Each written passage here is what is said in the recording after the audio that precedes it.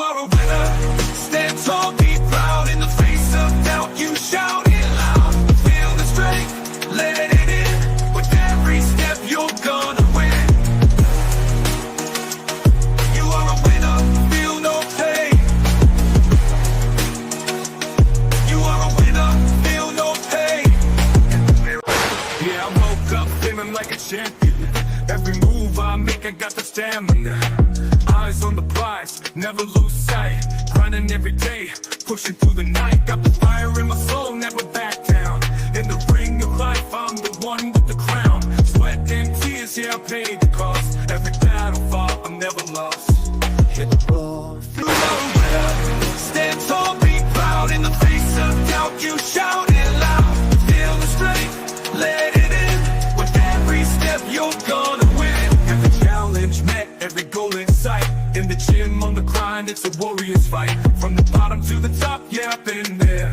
With the heart of a lion, I face the dare. No fear, no limits, just pure drive. In the race of life, I'm alive. With every push, with every strain, I'm a winner, feel the gain. Hit the floor, feel the power. In this moment, it's our hour. Rise above, break the chain. You're a winner, feel no pain. You are a winner. Stand tall, be proud. In the face of doubt, you shout it loud. Feel the strength, let it in. With every step, you're gonna win. In this moment, own your name. You are a winner in this game. You are a winner. Stand tall, be proud. In the face of doubt, you shout it loud. Feel the strength, let it in. With every step, you're gonna win.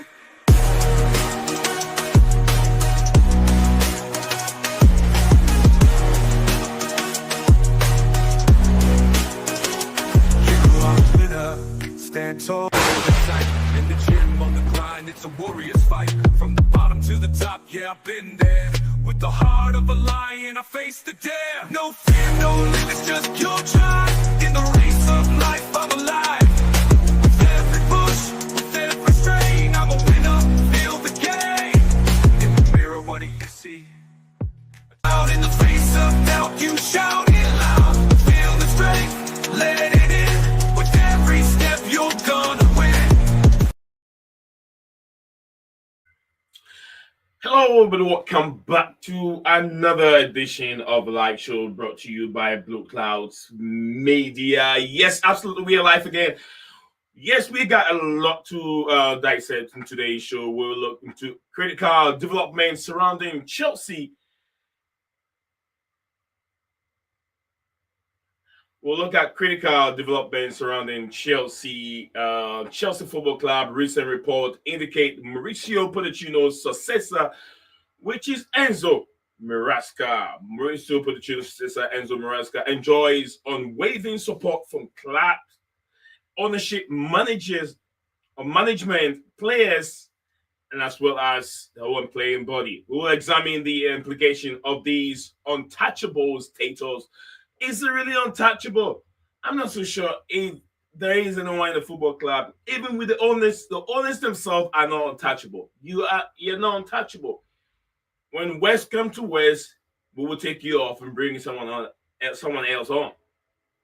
The stakeholders hold the football club. We'll get into the details of it. So yeah, we'll look at these untouchable situation or status being implemented on Mauricio Enzo Maresca, and also analyze the strategic driving Chelsea's future.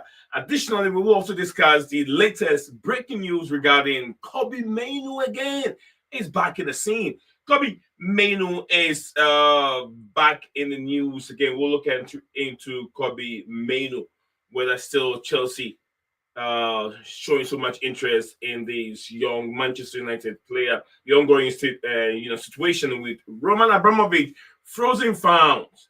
Yes, remember Roman Abramovich was forced to sell Chelsea Football Club. That money, I think about 2 billion plus or whatever being spent. That was the money that they used to buy the football club. It's still being frozen, which the UK government still has it. We want us to look into it and see where is the money and who have access to that fund. And also, we look at Wesley Fofana's impact on the team and FIFA World Club new halftime show format. Mm-hmm. Hosting stuff in America, it means that the show has to be Americanized. You have to Americanize it to make it feel like America. If you watch the Super Bowl, the way it's being held, the halftime show, recent, Cedric. Yeah, if you hear about the Cedric, that's the kind of thing that goes on in the Super Bowl. That is how Donald Trump and Gianni Infantino have to Americanize the upcoming World Cup that will be hosted here in America. So these are some of the shows and things that we'll be discussing live on today's segment. So do not go anywhere. Stick with me. Also, keep your comments coming in BlueClouds Media. It's live. I'm going to be here with you guys for about an hour, and depending on how things goes. So yeah, we'll discuss things together. So let me know your thoughts on today's topic. If you come on and probably don't know the topic, let me know in advance and I'll share the topic with you. Thank you very much for joining us. We'll be right back in shortly.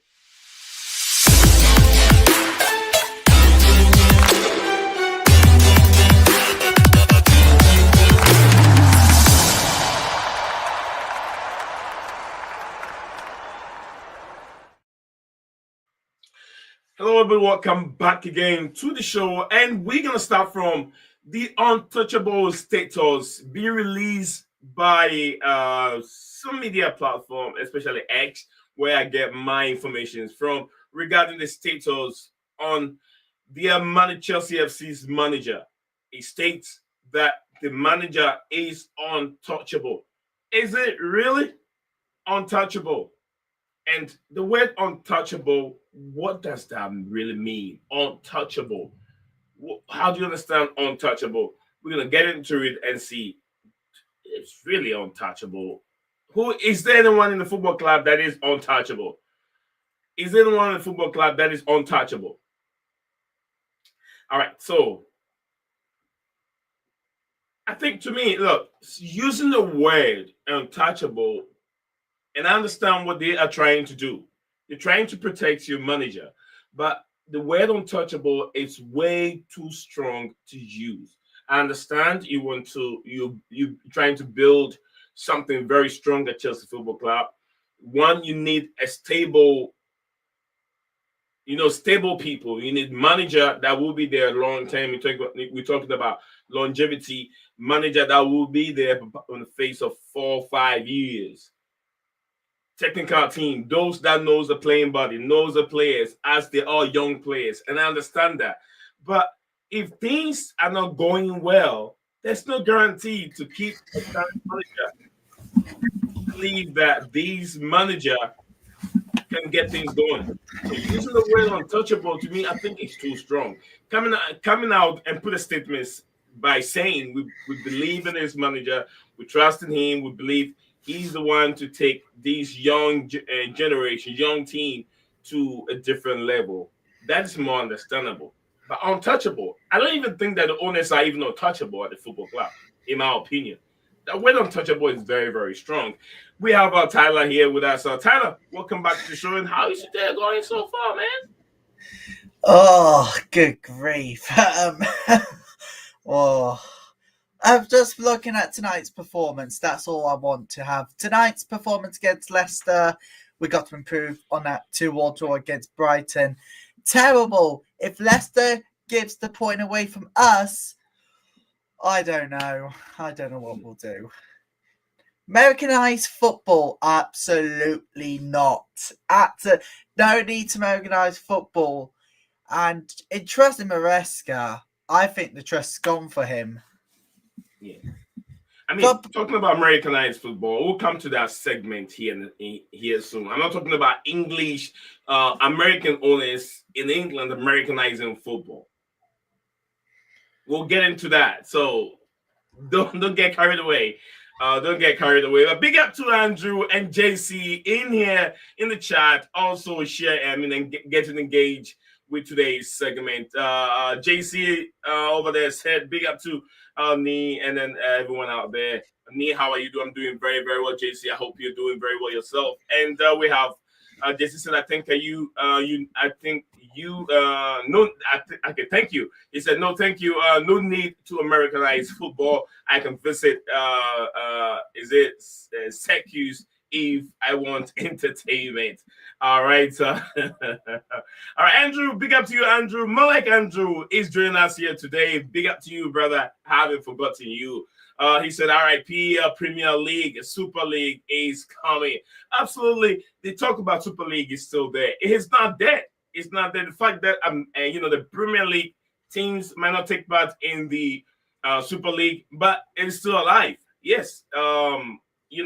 Real Madrid, Barcelona, Juventus, the Italian leagues, Spanish leagues are into it, this Super League, because they believe that everyone needs money. So I did talk about sustainability, financial sustainability, and I was like, how can these rules sustain Premier League teams or Premier League teams? So there should be other way, and that's what they're trying to do. All right, so big up to Andrew. Keep it coming. Premier League, keep your comments coming, and share it if you can in the comment section below. Let's get things going. So we will start from manager report came on social media today that a certain manager at a certain football club by the name Chelsea FC manager is untouchable. And I want to read how they rephrase everything today. So reports came today, and I think we have it. Yeah. It says that sources at Chelsea insist on this point. Enzo Maresca is untouchable, a key part of the project with the club. Very, very happy to continue with him no matter what happens in the final months. So that's why we're going to go back and look at the word untouchable and look at the scenario right now. I'm going to take Rally. Today, you're going to do a lot of talking. I'm not going to, you and I will balance it out. So when you hear this word untouchable on a certain manager at a football club, what really goes through your mind? Untouchable. Anyone cannot touch that particular person without achieving the glory or matching it or being better at it. That's what untouchable means in the sense of it all. I mean, just seeing it now, Chelsea's offering £50 million for Barcelona. Jaws, Maresca runs out of patience. I mean, the untouchableness on that news, there's a lot to digest in today's show, so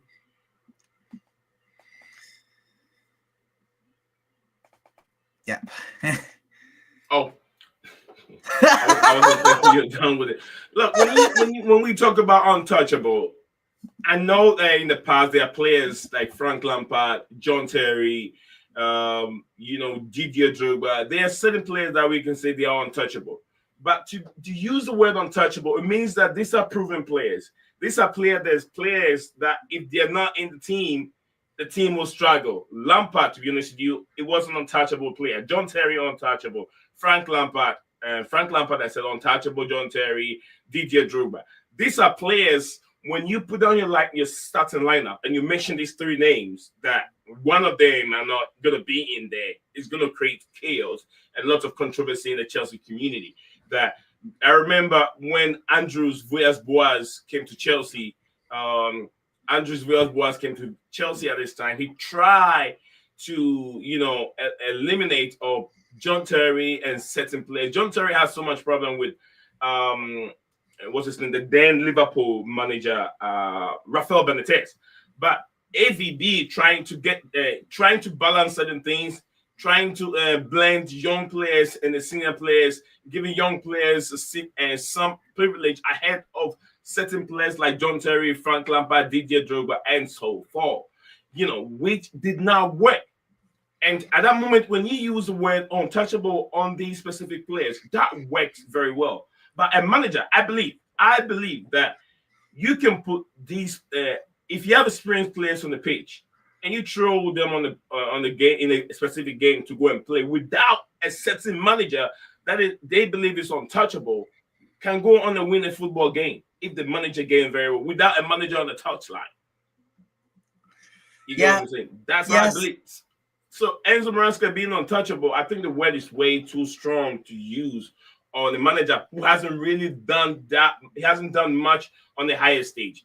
Absolutely, he did it in the championship, but this is a championship. We've seen championship teams that get promoted to the Premier League and cannot compete with the Premier League teams. So winning the championship doesn't mean anything. What do you think? As we seen last night, I mean, Arsenal put 7 past PSV, only 1 reply from the Dutch side. That had been an untouchable performance, which put one too much pressure on PSV. I mean, I've seen it, and I agree with you on that one. Arsenal passing, scoring 7-1 against PSV. 7-1. Yeah, I think 7-1. 7-1 was the final result last night. So stay on the word untouchable regarding Enzo Maresca, and I believe that it was too strong. JC said, let me add our spice to this discussion. Obi Mikel, untouchable. Oh, come on, JC. You know where I stand on John Obi Mikel. You know where I stand on John Obi Mikel. John Obi Mikel is not untouchable. No, it's not untouchable. John Obi Mikel can be replaced anytime. John Obi Mikel doesn't offer goals. It doesn't give you a much of defensive stability. It's not as strong as we've seen from Lampard, or maybe we've seen from what's his name again? Maybe Michael Essien or other midfielders, strong defensive midfielders. John Obi Mikel, and I'll give him that credit. He is very skillful and he uses his brain very well. But going forward, he doesn't offer much. But anyway, I won't talk. John Obi Mikel is never untouchable. If you talk about untouchable team 20 years ago, Peter Cech, untouchable. Peter Cech, the goalkeeper, John Terry in that defense is untouchable. John Terry, I've talked about John Terry. I've talked about Didier Drogba. I've talked about Frank Lampard. These 4 players, defense, midfield, and attack, these players are untouchable. Enzo Maresca hasn't win nothing. For you to be, for them to see you to be an untouchable manager, I think the explanation was not right. The way they put it, the way they rephrase it in the word is way too strong for a manager who hasn't really achieved nothing, in my opinion. All right, Jason said, need Mikel as a player, not as a media person. No, I'm not talking about Mikel as a media. I don't even listen to his media work that he's been doing, creating so much confusion in the Chelsea fan base. Today he believes in the managers and the owner. Today he believes in the owner. The following day he doesn't.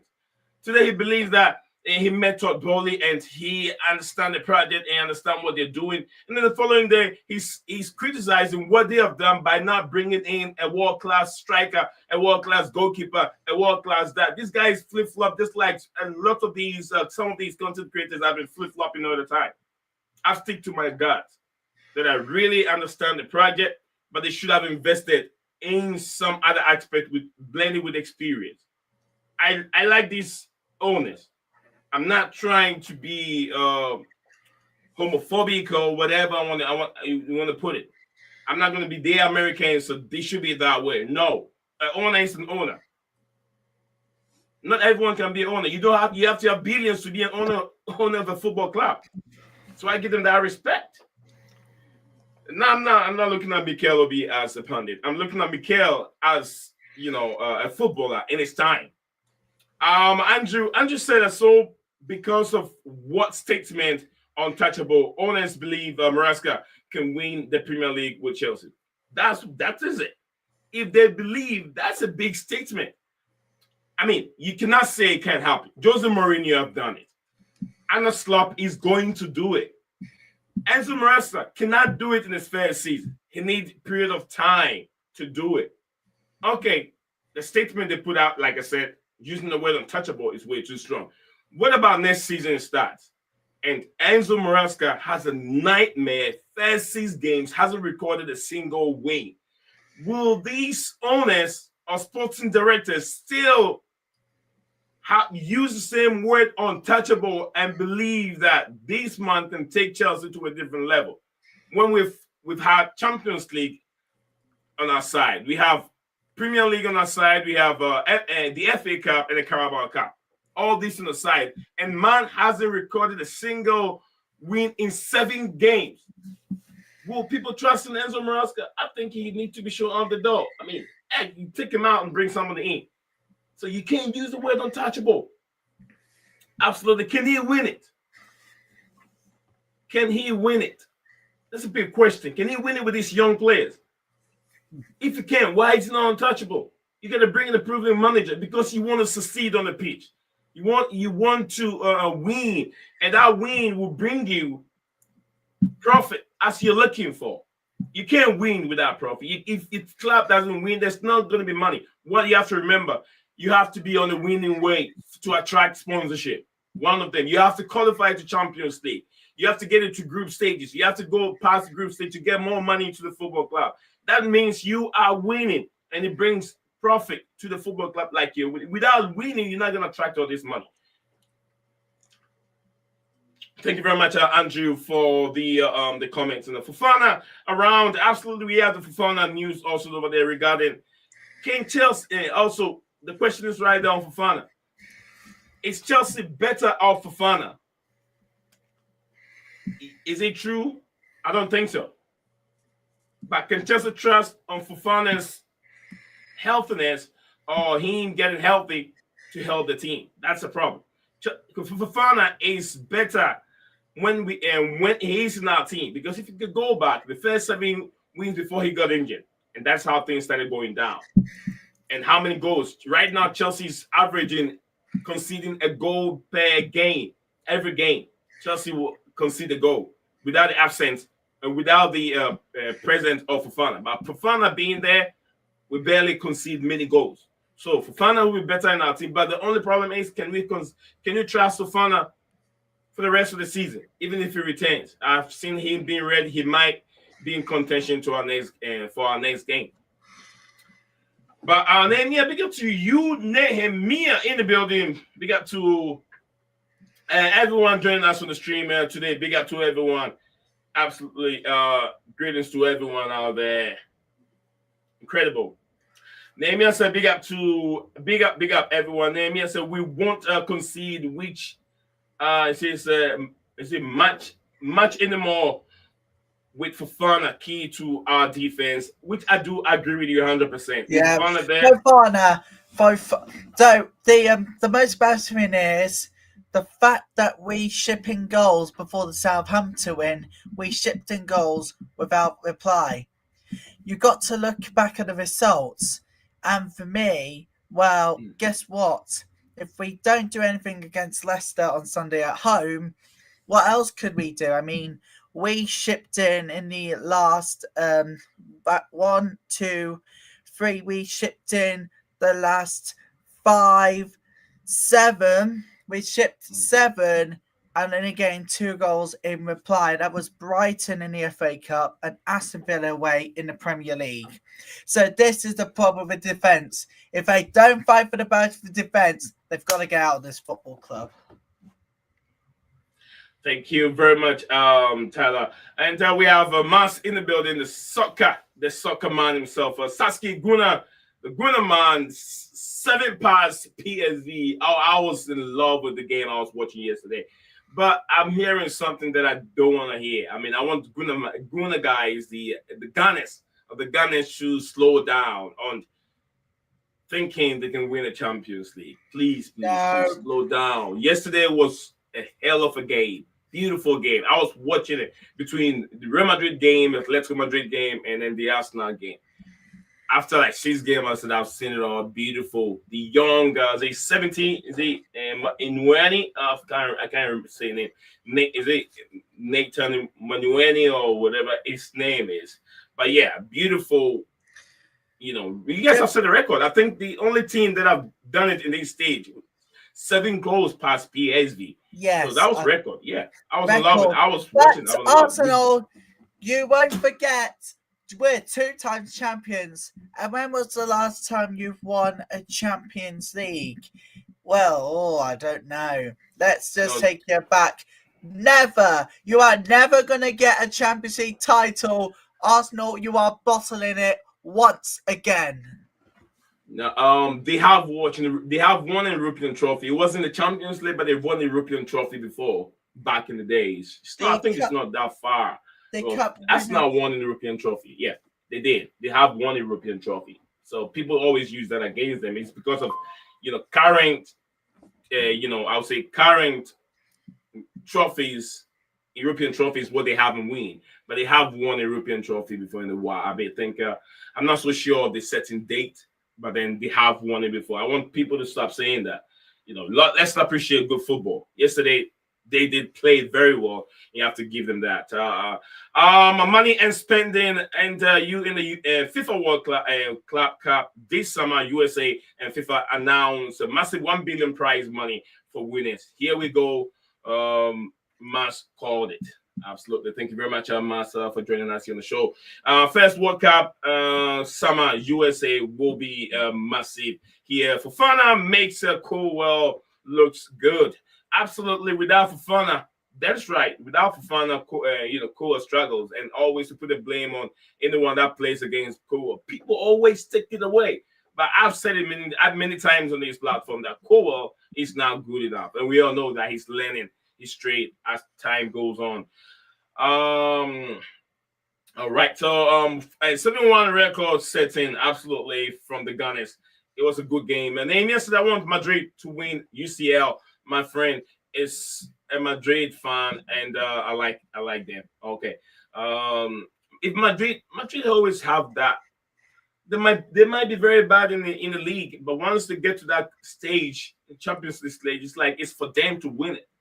It's them to win it plus anybody else. But if Arsenal can win it and shut all these Chelsea fans down, that would be nice. But I think it's way too early for Arsenal fans to think of winning it. Just enjoy the moment, take one game at a time. But without Saka, without all their top players, and they still score 7 pass final. I mean, not final, PSV. That's good. That's good from Arsenal.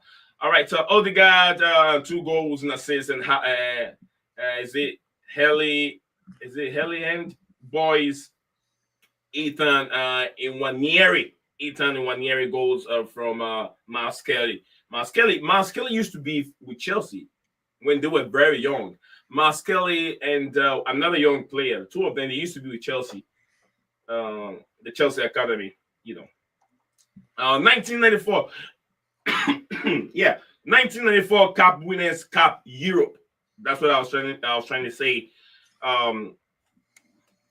Tyler, they won the 1994 Cup Winners' Cup in Europe, so European competition. They have it. They have that competition today, but it wasn't the Champions League.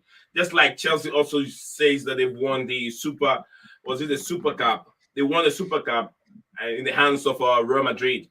I think it was around 97 or something like that. They won it in I don't know. I'm not so sure of the exact year. But yeah. Yeah, that's all of that. Barca paid referee for us to lose 1-2. Yeah, Barcelona are fun of doing those things. I think there was a report about Barca paying referees to win games. What do you want to say? Kidding me? Are you kidding me? Frustrating. Shall we just move away slightly, because there's been speculation from Kobe Mano. We have that. We'll come out to that. We have that in today's list. I'm not sure if you listen to it. It's all part of today's. We'll come to that. We'll come to that one in a bit. Let me go back to everything that I have on my screen today. So you probably will know. I have the Kobe Manu. I have Wesley Fofana. I have also the format of the upcoming World Cup with halftime show. Never has it ever happened. But then if you're hosting a World Cup finals in America, it has to be an American way. That's how the fans love it. And I'll tell you something. Those in Britain might not know this, and those that live in America. Let me tell you this: Americans see football to be very boring, and to take that boring aspect of it from there, you have to provide a little bit of entertainment. The fans that pay so much money to watch these games, they want to be entertained, and if the game is not going to provide them with so many goals for them to cheer about, you have to provide them with another form of entertainment on their pitch, and that is what they're looking for. So if I say you have to Americanize it, go and look at the Super Bowl and how much money the Super Bowl provide to the NFL.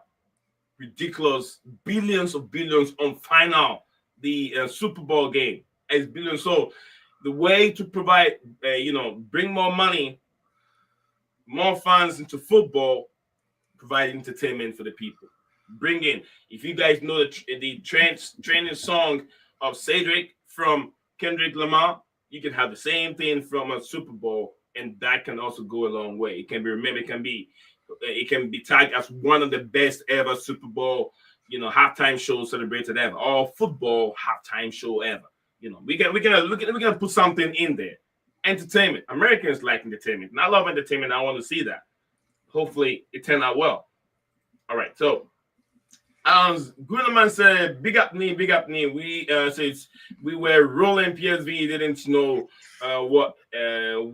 what hit them. Absolutely. I mean, it's something I sat down. I was like, is it PSV were that poor, or was it Arsenal were too good for them? And that should tell you the intensity in the Premier League.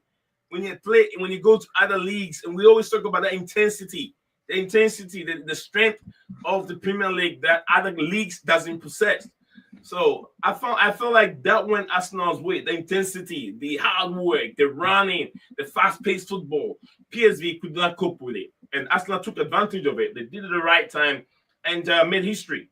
I'm very, very happy that Arsenal did that. I love football. I don't like when I'm playing Arsenal. I don't want to play Arsenal, but when I see, because I love English football, when I see an English team representing English league in the European soil, I support that team to win it.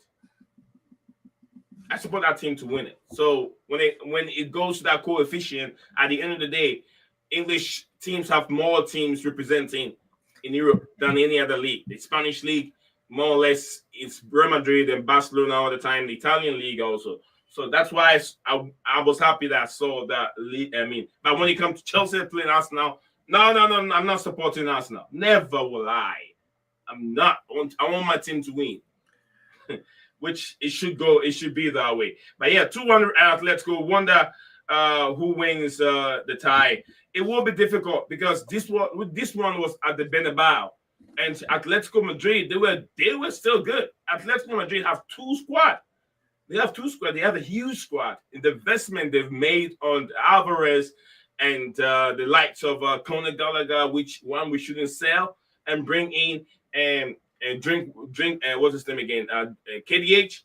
Yeah, Kenan Drisbury Hall. We sold our up and coming defense and midfielder, which we all know that even if it's not technically too good.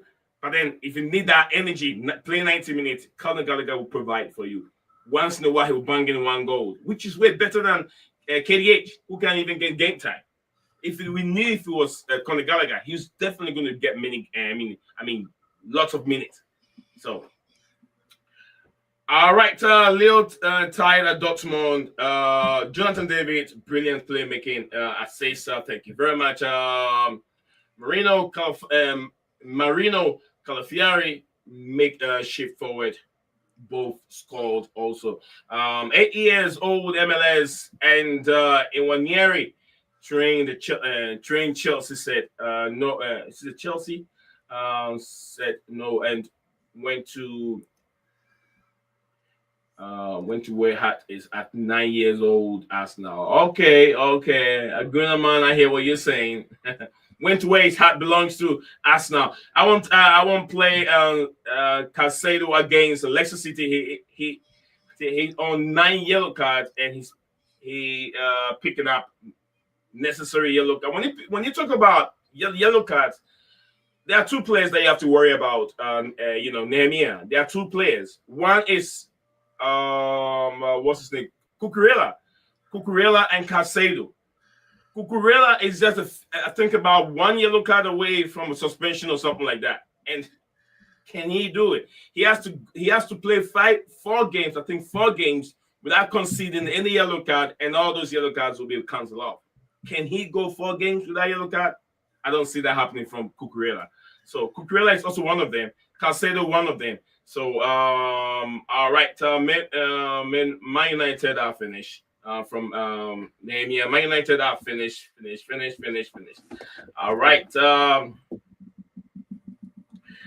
All right. No Maguire donkey this weekend for us now. Oh, you guys are lucky there's no Maguire. Maguire is a pain in the backside. Really pain in the backside. But unlucky for you lot, you got Bruno Fernandes on Sunday. So, and on. All right. Bruno Manzanini, that's the World Cup. The World Cup is doing this summer FIFA in USA and this summer FIFA in USA, and his show could play, and others are gonna put shows on during World Cup and Club World Cup. Yeah, they might use Club World Cup to start and see how things will work for the World Cup itself that will be hosting America, I think Mexico and Canada. It's gonna be a bonanza, big show. So people will be traveling Mexico, Canada, and America.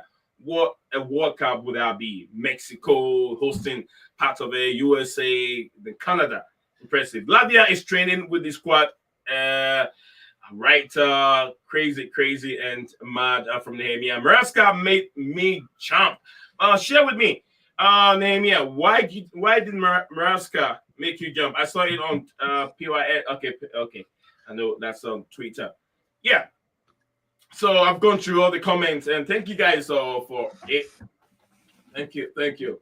Don't forget to like and subscribe. Don't forget to like, comment, and subscribe, and to comment and subscribe to the channel. Absolutely, that's the best way. Please do, everyone. It will help out. Right. So, did you see the news of Kobe Mainoo speculation today? All right, I think Tyler wants to jump in. We're done with the Enzo Maresca. Guys, so before we get to the Kobe Mainoo speculation, anyone that has anything to do with the report that came on that Chelsea are supporting Enzo Maresca manager, but they use the word untouchable. If you have anything regarding that, let me know in the comment section below, and we will go through it as they come in. And big up to you, like Maya in the building. Big up to you. Says big up legends. I hope all is well. Absolutely. Me and my brother here in the studio, Tyler Raleigh. Yes, he's specialized in the women's football. So more on this platform. Women's football, men's football, whatever. We got it all covered. All covered. Thank you very much. Kobe Mainoo. They support the manager. Wow. Don't know. Look at the results. You got to trust the results. Got to be good ones though. Draw or losses won't cut out for me. Okay. Yeah, earlier on report came in today regarding Kobe Mainoo. Chelsea are showing interest in Mainoo again. I'm trying to find the reports like it really came I've got it up already. Okay, go for it then. Right, apparently Manchester United has made clear that Mainoo wants to stay at Old Trafford, but that's despite Chelsea having a strong interest of him. The midfielder, Team Talk sources making it clear why a move to Stamford Bridge could be difficult for Kobe Mainoo. I mean, quite frankly, I've just seen this one today, actually. Just seen it right now. I mean, £20,000 a week deal. Come on. So the high end only £300 a week. Plus enjoyed by the likes of Casemiro and Rashford and no more. Come on, £20,000 a week. And then you get then looking at figures, you get high end earning £300,000 a week plus enjoyed by the likes of Casemiro and Rashford. What? Where do you see the balance in that? Having come back again with the players' names. Casemiro and Rashford. Rashford is on loan right now. I don't think he's going to come back to United. No more. There appears some distance between what United are prepared to may know and what the players himself wants. Look, Kobe Mainoo, the price tag they have over there is they said 100 million price tag on Kobe Mainoo. I'm not so sure if indeed he did sign another contract with Manchester United. Haven't seen it yet. If he did sign United, but he is a young chap. He is injured at this moment. Good player. Chelsea doesn't need another Kobe Mainoo style kind of a player. Chelsea doesn't need another young player. They have enough young players right now. Enough young players. Upcoming summer, they have to even think about who to get rid of. That's what they need to worry about, but not bringing in another young player. The fans are not going to be happy with it. Todd Bowley still wants to do what he wants to do, but he has to look at the bigger picture, that this squad doesn't need any more young player. Need a little bit of experience. What a top-class goalkeeper, top-class centre-back, top-class centre-back and a top-class striker. That will help this team out. That's what this team needs. Kobe Mainoo, Chelsea doesn't need a Kobe Mainoo. What do you think Chelsea need a Kobe Mainoo? We have too many players as it is. We don't need any more. Sorry if people try to disagree with me, but they're delusional. What I'm seeing is we have too many players, which has been backed up with so many contracts. And some of them from the academy won't even have enough game time if the plan's not executed. So keep Mainoo at Manchester United, because the last thing they want is additional players we don't need. They won't have any game time if Enter Maresca has them. Neither of our sporting directors will.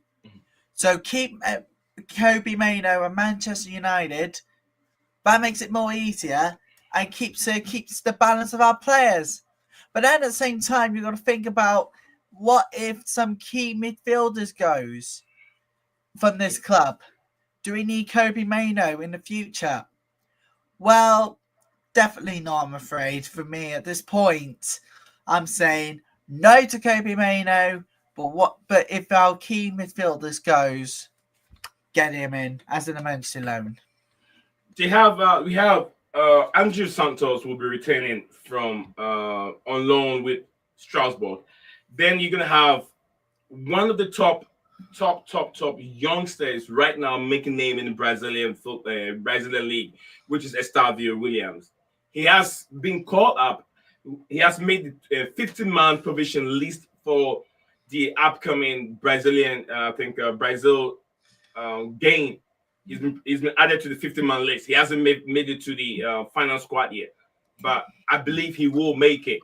So you have Estavio Williams also returning in the summer, joining the team probably before the Club World Cup. He will join to take. They will assess him more on the Club World Cup, feeling if he can play, how he can play with his team. So you only have 2 young players also joining this summer. Why do you want more young players again? Why do you want more young players? You already signed another young player a few days ago. And you're looking to another young player from RB Leipzig as a centre back, which I don't think we just need that. We need experience. A centre back. But big up to Mars said big up Nia, Rally, and everyone in there. That's DJ from DJ. Big up to you, DJ. Play the song for Mr. DJ.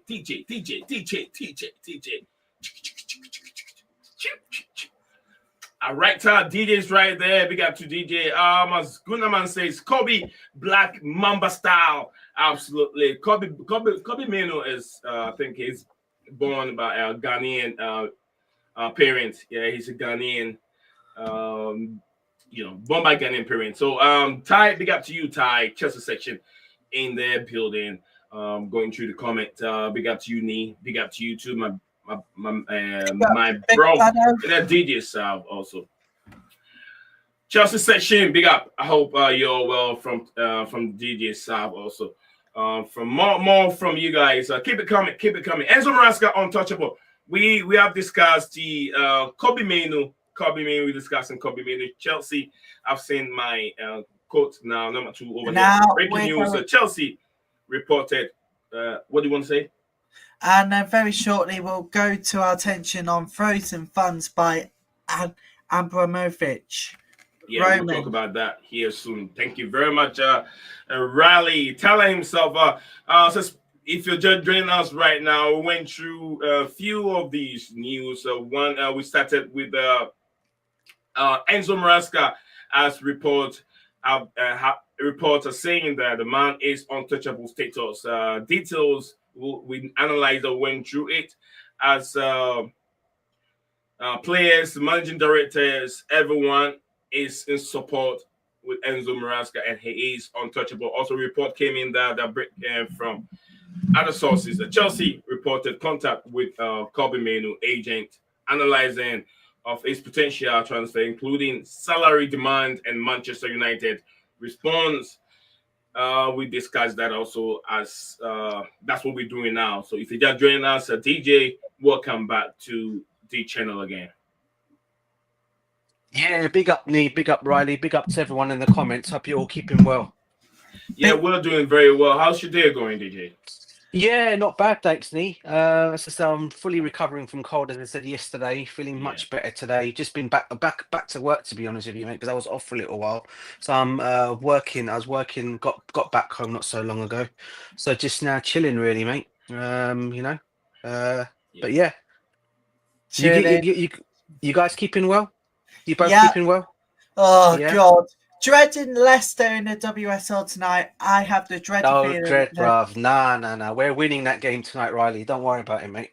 Don't underestimate the ladies' team, bruv. Trust me. Don't underestimate what happened on the 15th of December. Do not underestimate what happened on the day. I don't, bro. I don't. But I tell you what, I'm so confident with the ladies. I'm more confident with the ladies' team than the men's team, to be honest with you. So I'm not worried about nothing. All I'm expecting tonight is a win for the ladies' team, as I always do. And what about the curse of Leicester? Because the men's team also plays Leicester at home on Sunday. Yes, we do. And again, this should. To be honest with you, this is a must-win. There's no excuses for the team. It's a must-win on against Leicester on Sunday. I don't want excuses from anyone coming out of Chelsea that we can't get a win over there and beat them, because we should be beating teams like Leicester. The team we should be worrying about after is Arsenal, because that's probably going to be the team to worry about, but not so much Leicester. That should be, as I said, I expect 6 points from the games against Southampton and Leicester. We've already got 3 of them. I expect another 3 now against Leicester. DJ, I'll say that I think it's the opposite. If you're looking at our games this season, it has been very easy playing the bigger teams. I mean, big name teams like likes of Liverpool, Man City, Arsenal, United. It's been easy for the ladies this season compared to the likes of Brighton and Everton and Leicester cities. Yeah, the team has struggled a bit beginning of the season, but they were able to skip it through a goal, 2 goals, and 1 goal. But it becomes difficult. But once they get 1 in, then more goals started coming in. So if you watch Everton, the team struggled. Brighton, the team also struggled. So I won't be surprised if they struggle a bit against Leicester City. But you know what, Donny? I get what you're saying, and it's a very valid point you make, bro. But it shouldn't, as I said to you before, bro. This shouldn't be a struggle for us, because let's be honest here, Nee, right? We've had a whole week's rest. Okay, we've had no FA Cup to play in. Yeah, we're going to be playing No, hold on, DJ. Are you talking about the ladies' team? That was the sorry, ladies' bro. team. Sorry, bro. Sorry, bro. We were talking about the men's team on that one. Okay, back to the ladies' team. Listen, ladies' team. It was the ladies' team. Listen, bro, we're undefeated all season, the ladies' team, mate. Why? This is why I'm not stressing about them. You know, I told you already. I'm more worried about the men's team than I do the ladies' team, because I always know the ladies' team know how to get the job done, whether it ends in a draw or it ends in a win. 9 out of 10 times, it's always a win. And that's why I'm not really worried about the ladies' team, because Sonia Bombasta's got them playing exactly how they played with Emma Hayes. But she's just added a little bit more, how would I say, a little bit more attacking to their team. And so A little bit more flair. a little bit more flair. Listen, I'm not saying they're better than. Listen, I saw Ty's comments about we're not better than Leicester, but listen, I expect the ladies team to go out there and do the job, mate, as always. Which one are we talking about? Yes, Ty. Are we talking about Leicester ladies, or are you talking about the men here? Chelsea Uh, aren't beating Leicester. No, I'm getting mixed up here Chelsea, now.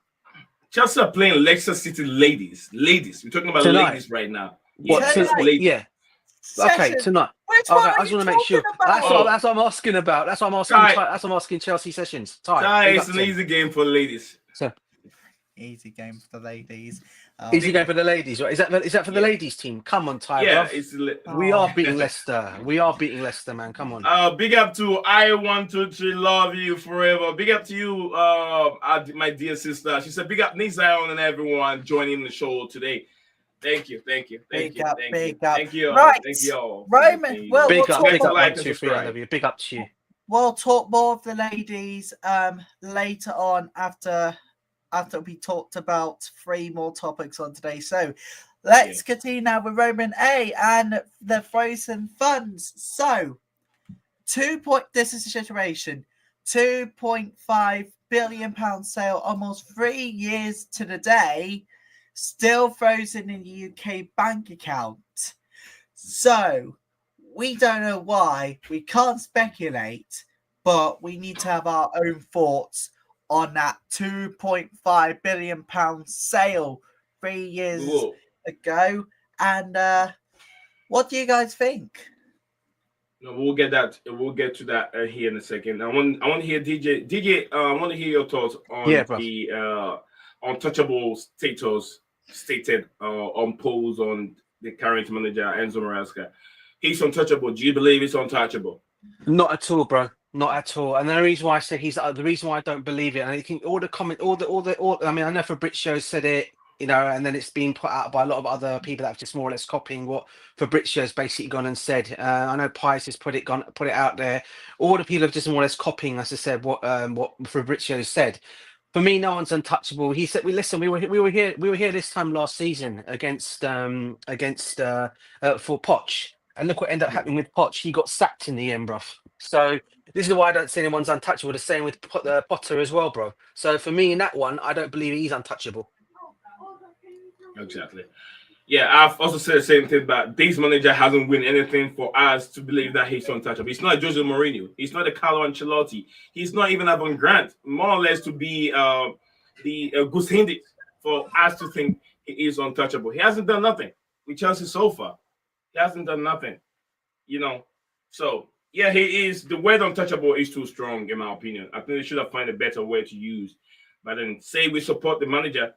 We know we buy into the project, and he's got a long way to go to understand his players, and hopefully things work. But you use the word untouchable, that's too strong. All right. Ty said, the women's team is undefeated, so it cannot be them. DJ, Chelsea men will not win against them. Thank you for the clarity there. Oh my goodness me. Oh God. But we thought we were in panic mode there for a moment. Right, shall we go on to Roman A and frozen funds? Shall we go on to Roman's frozen funds?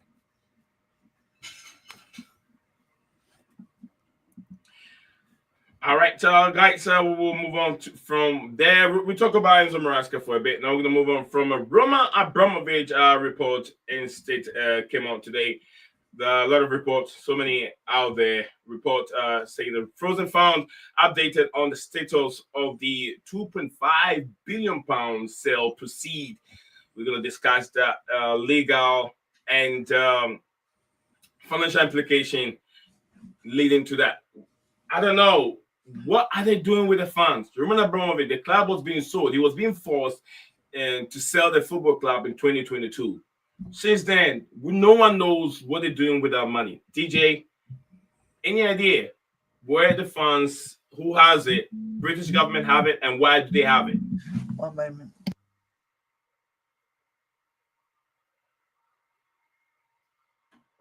Can you hear me, DJ? All right, I think DJ is off his seat for a second. When he comes back, we will continue with the Roman Abramovich segment. But I'll keep on ranting about it until DJ returns, and then we'll get it going. I want to know you guys. I haven't really seen the details of it. Who has the money? Is the fund supposed to be? Is that money supposed to go to the football club, or is it supposed to go to a certain governmental agency? Is it supposed to go to the British government? And if it does, who has it? We want to know. I was trying to find a little research about it, but I didn't get any luck with it. Still looking into that. If I can find any reliable. Hopefully, I can have some information on it. Yes or no? Okay.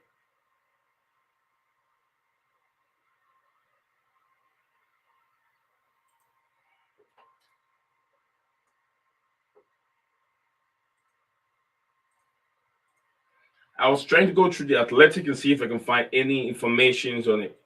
All right, probably this. So to mind you, it's £2.5 billion sale. They has not assessed the money in 3 years. This UK account remains frozen. Whew, I mean, what are your thoughts on that, Nee? Mm-hmm. What's your thoughts?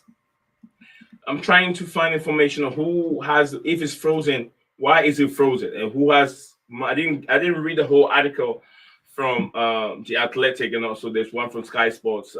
I didn't read the whole thing very, very well, but I can read the preface of it. The former Chelsea owner Roman Abramovich was forced to sell the club in 2022, and full proceed from the sale, I think a 2.5 billion sale. Roman frozen in the UK bank account. UK's positions its money can only be used for humanitarian purposes. Abramovich wants funds to benefit all victims of war. So now we see the direction of where the money was supposed to go. The money is supposed to use for the humanitarian purposes, and Roman Abramovich wants the funds to benefit all victims of the war. So which means that it can go Ukrainian war or it can go to the Russian war. Those that have suffered within this war, especially Ukraine, should benefit almost about 70% of this money, 2.5 billion. And UK government is holding on to it. I don't know what they're waiting for. If they're waiting for the war to come to an end to release that funds, I'm not so sure. Someone who really follow this,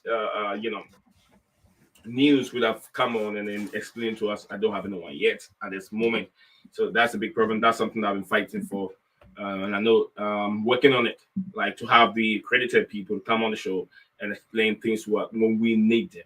So, DJ, are you back? I think we lost DJ. So that's the main idea of where the money is supposed to go: humanitarian purposes to help victims of these.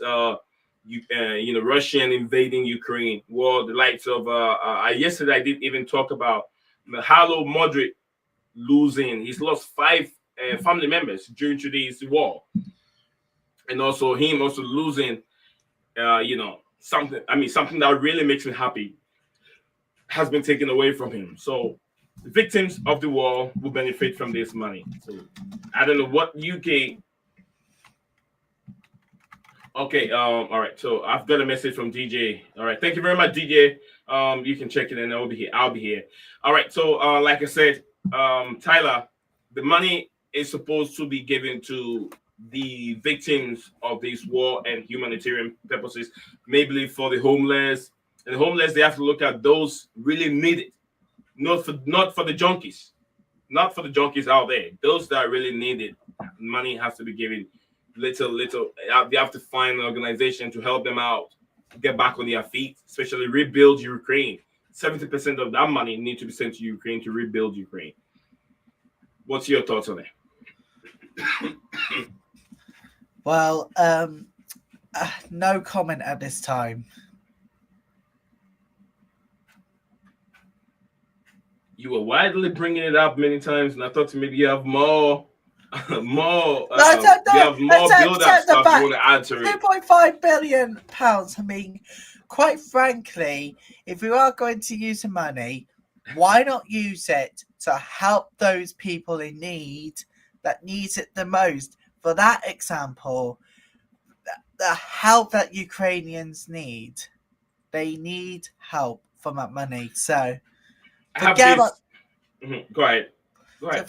forget about Roman Abramovich keeping 2.5 billion. Use that to help the Ukrainians. Mhm. All right, so let me play this from Sky Sports here in a bit.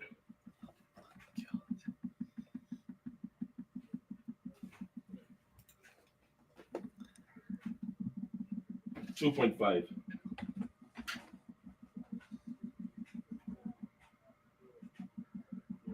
Can you hear it? No, I don't. You can't hear what I'm playing? No. No. I thought you can hear it. No. Sound. No I just sound. muted it. Hold on, let me play it again. Let me know if you can hear it. All right, let me check StreamYard, because sometimes this didn't happen. Let me check the audio from StreamYard in a second. Yep, yeah, absolutely. I don't know why it keep changing. Well, we can now. Well, we Can you hear can me now? now. Yeah, we Can can you hear hear you me? loud and clear. All right, so what about now? Money that was raised. You can hear that? Okay, I'm going to start all over again. All right. Roman Abramovich. Right. He was forced to sell Chelsea. The Americans came in, Bowley and Clear Lake Capital paid what? 3.5 billion, 2.5 billion? 2.5 billion. 2.5 billion. And we were told that money would go to the people who were affected by the war between Russia and Ukraine. Now, Abramovich was clear that meant Russians as well as Ukrainians. So we've all been sitting there going, right, that's gone to help people. You told me earlier that's not the case. So tell everybody else.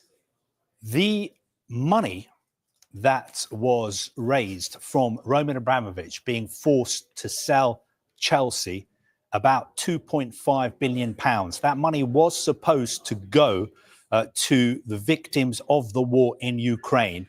Almost 3 years after the sale, that money is still sitting frozen in a UK bank account. How can that be? Well, we've been speaking to the Foreign, Commonwealth and Development Office today, and that is the question I put to them. I said, why is this money, £2.5 billion that was supposed to go to Ukraine, still sitting in a UK bank account?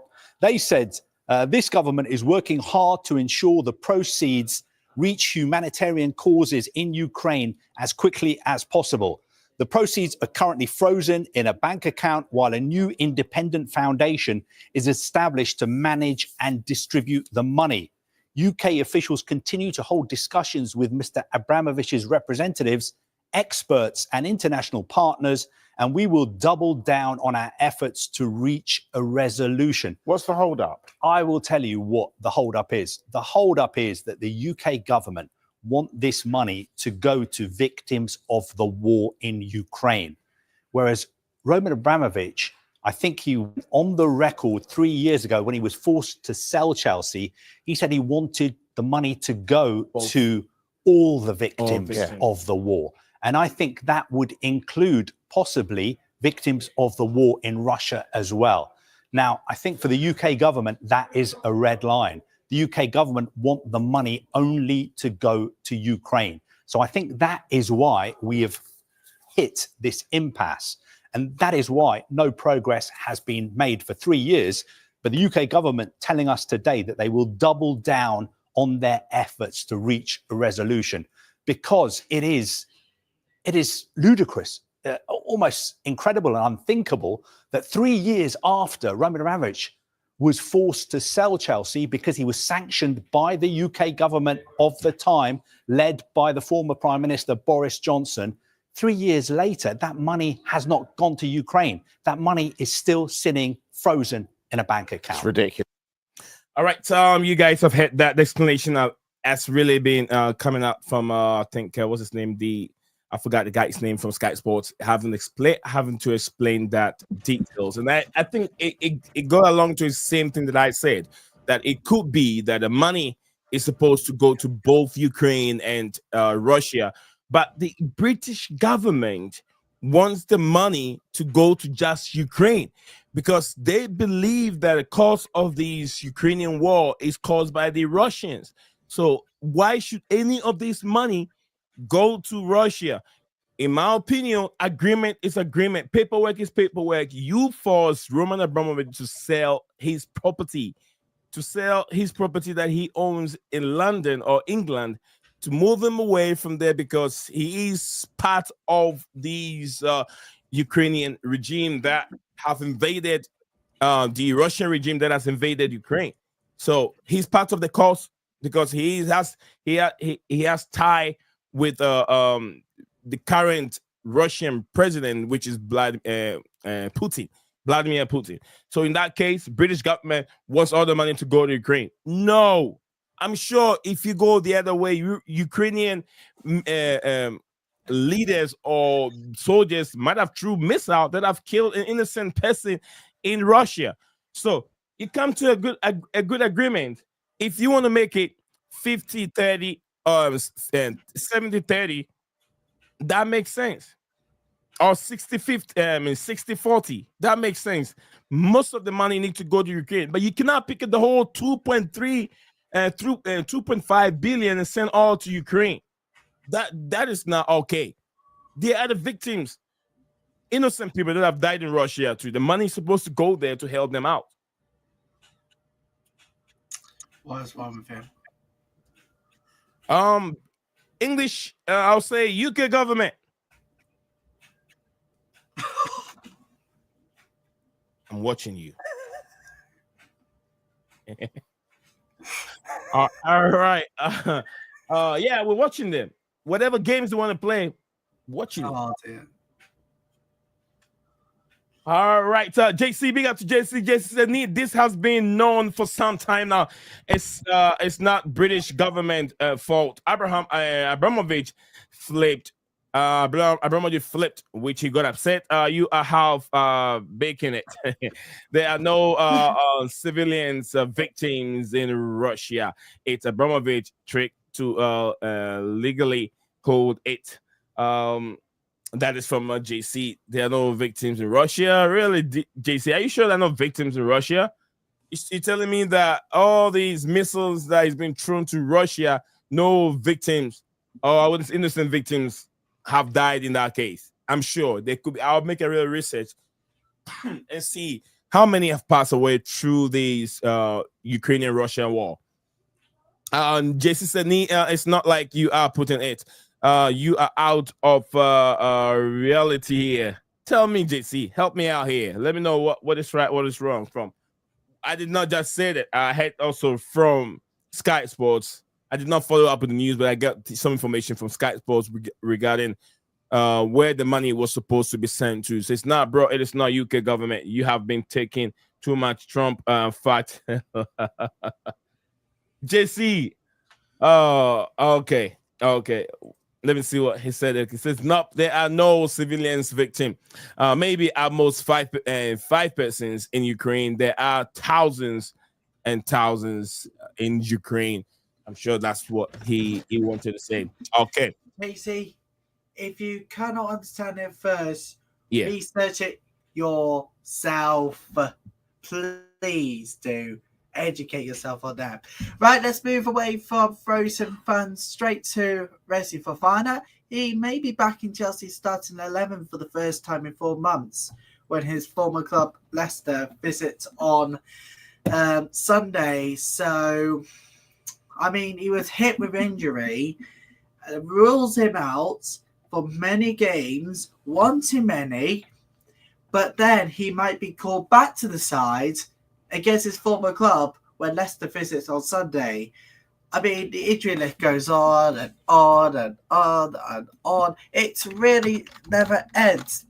Apart from the fact that when you look back at it, yeah, I mean, incredibly, he had suffered so many injuries in about 1, 2, 3, 4, 5, 6, 7, 8, 9, 10. 10 injuries. And in fact, it was a triple whammy of injuries during the 2021 season. Two knee injuries and one hamstring strain.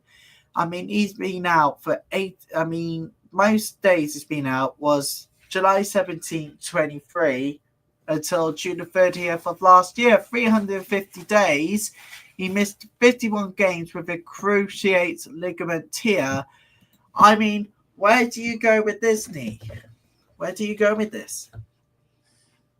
I mean, I'll say, look, Fofana is a very good player. Very, very unlucky with injuries, just like Reece James. I was, beginning, I wasn't a fan of him. I knew he was a good player. 70 million, Chelsea spent 70 million on him. And if you look at statistics and how long he's been on the bench, it's mad. But if you look at Chelsea's trajectory in terms of this season, Fofana plays lots of role in where Chelsea. I think if we watch the first seven or 8 games with Fofana, we were keeping lots of clean sheets. Not we're considering fewer goals than we did with Fofana not being part of the team. Yeah. What do you want to share? So sharing you the injury list. Here they are. Here you go. Them lot at home. Now see the injury list on your screens. Suffering 4 injuries, Chelsea 3, Leicester 1 without being at a club whatsoever, without the French team, and then 2 from the outside ones. That team is Saint Etienne. And look at the injuries list. Where do you see the most critical one? Where do you see the most critical one in his career? Look at this. Is this one? The most critical one is I think the crucial ligament tear. Crucial ligament tear. He was out for 350 days. And this one also over here, he was with France when he broke his fibula. He broke his fibula. That was in 2021-2022 season, and he was out for 224 days. So that number of injuries. Then another one with France again. When he was with Chelsea in France, he went out for 72 days. And here with Chelsea in France again, 56 days. Another one here with Chelsea in France where he was gone for 350 days. Then another one again. That's recent one where he sustained a hamstring. He was out for 86 days. So he's been he's been at the football club, and all he does is collect his paycheck and find himself in the hospital bed, eating salad, eating all kind of stuff. It's very disturbing, and I'm not happy with this. I'm not happy with it. But he's a good player when he's fit. Without him, the team concede goals in any other game. But with Fofana, Chelsea is much better, and you can't even see the much mistakes from the likes of. You can't even see the mistakes from Koa. But without Fofana, Koa is always exposed. We have to look into that. It's very, very, Very, very important indeed. Yeah. JC says most victims in Russia are Russian soldiers, and that's where the UK money will never go to. Never did Abramovich mention that as a requirement during sales, he put it to save his investment and flipped. We're moving aside for this conversation, JC. The injuries, you never know how it works out. Exactly. You never know the knee injury and how it's going to work out in terms of recovery. What about you, DJ? Yeah, sorry, bro. I'm sorry I had to go cut on you earlier on. I had family come round to the house brief. That's why the doorbell rang, and I said, I don't know if you saw my message in the messages saying that someone was at the door. Anyway, I know. Sorry, yeah, before I go with your, I saw that a bit later when you left. Sorry, bro.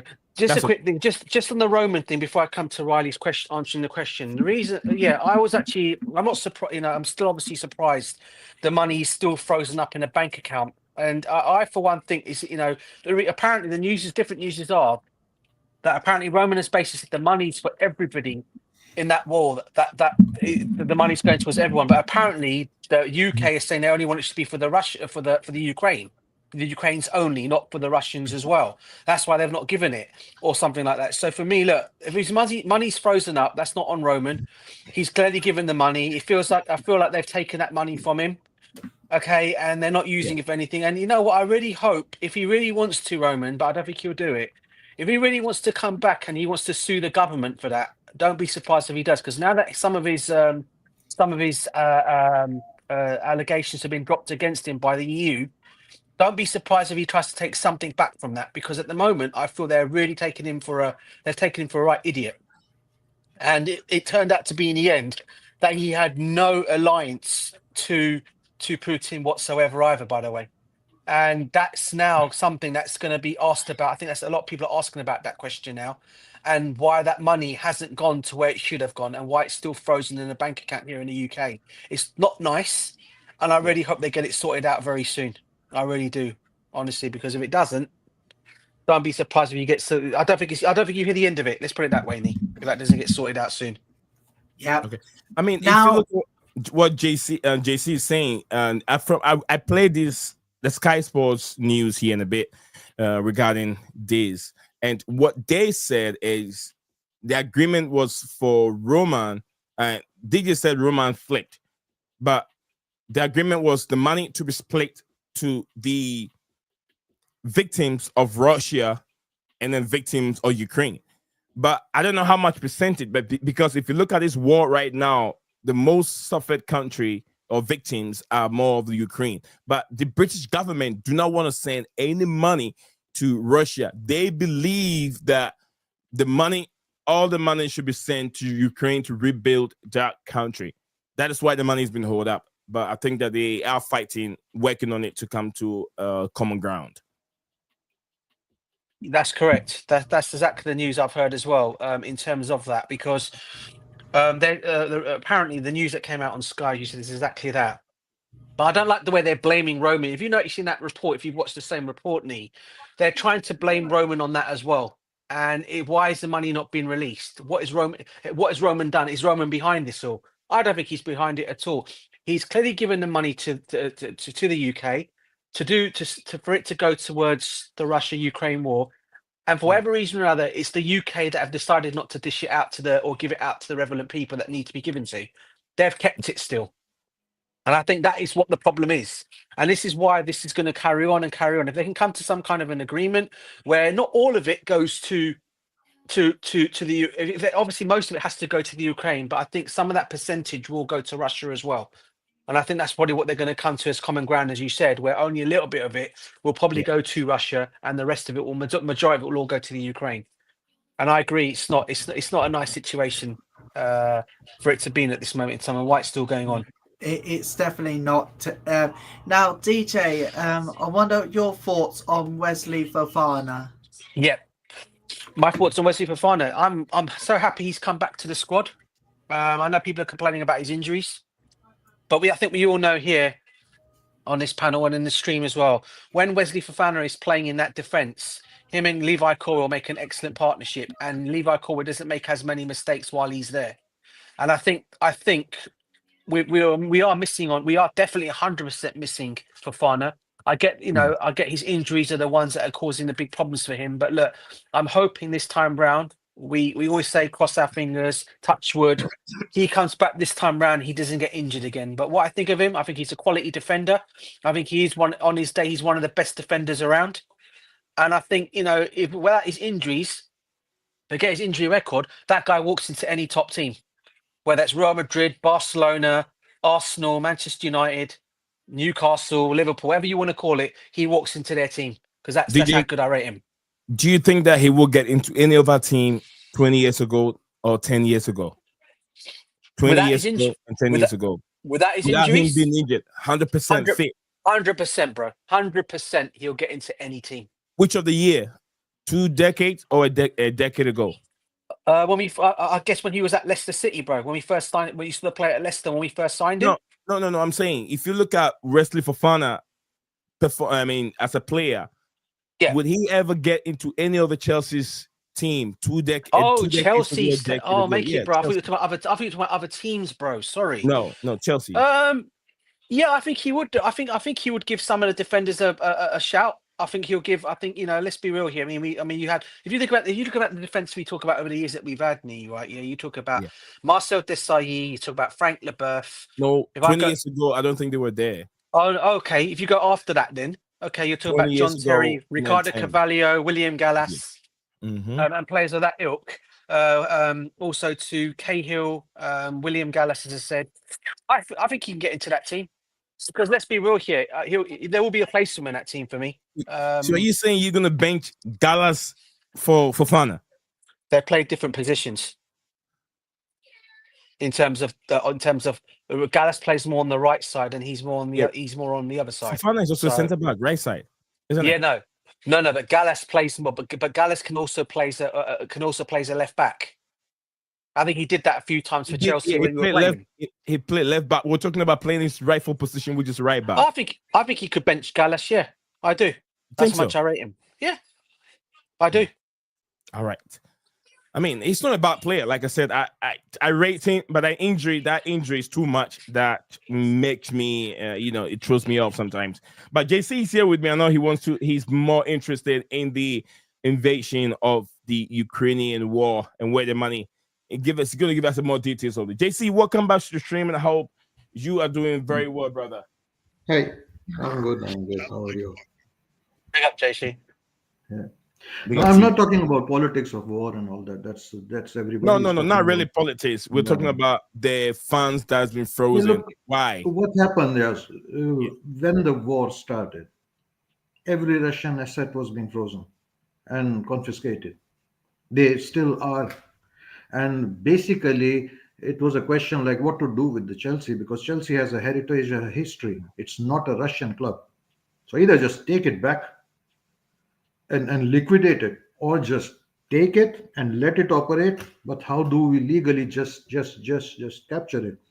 And Abramovich was smart as, because he knew like he purchased it for 200 or 300 odd millions. And if he's selling that asset for like 3 billion or something like that, that business, that asset appreciation has been in UK, has been a UK business and is UK money.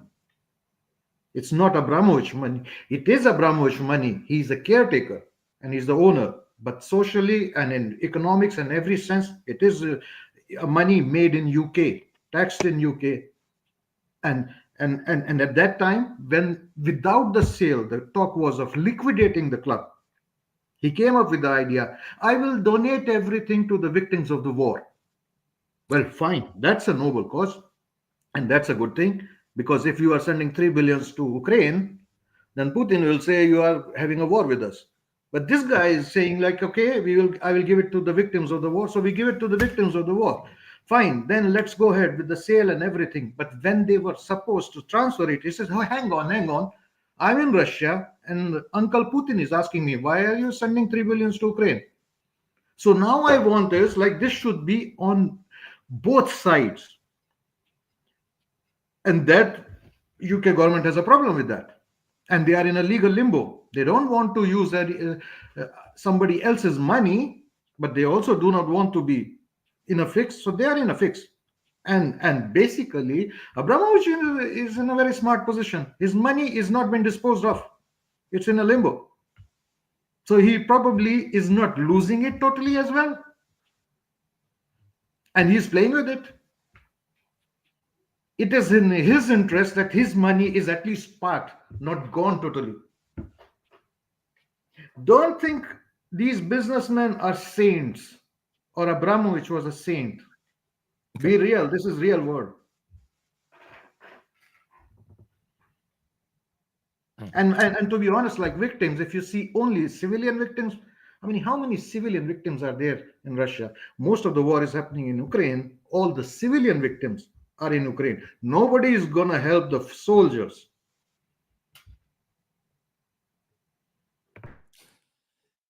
Very, very difficult situation, JC. Very, very difficult. Very, very difficult. Very difficult. Right.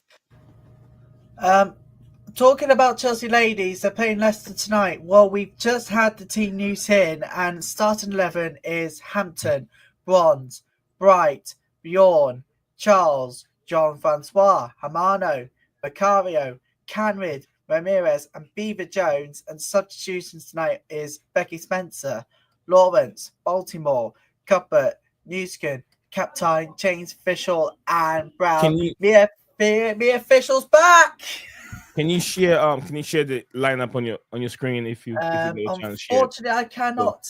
That's because I've just experienced what we call internet problems here, but I could show you to it on my phone. No, I'll get it. Don't worry, I'll get that on the screen. Okay, don't worry about that. I'll get that right on the screen whilst we watch. Nee, I've DM'd that to you, bro, so you can get it up if you want from the DM. Okay, say I'll check it right now. Thank you very much. I see it. Appreciate it.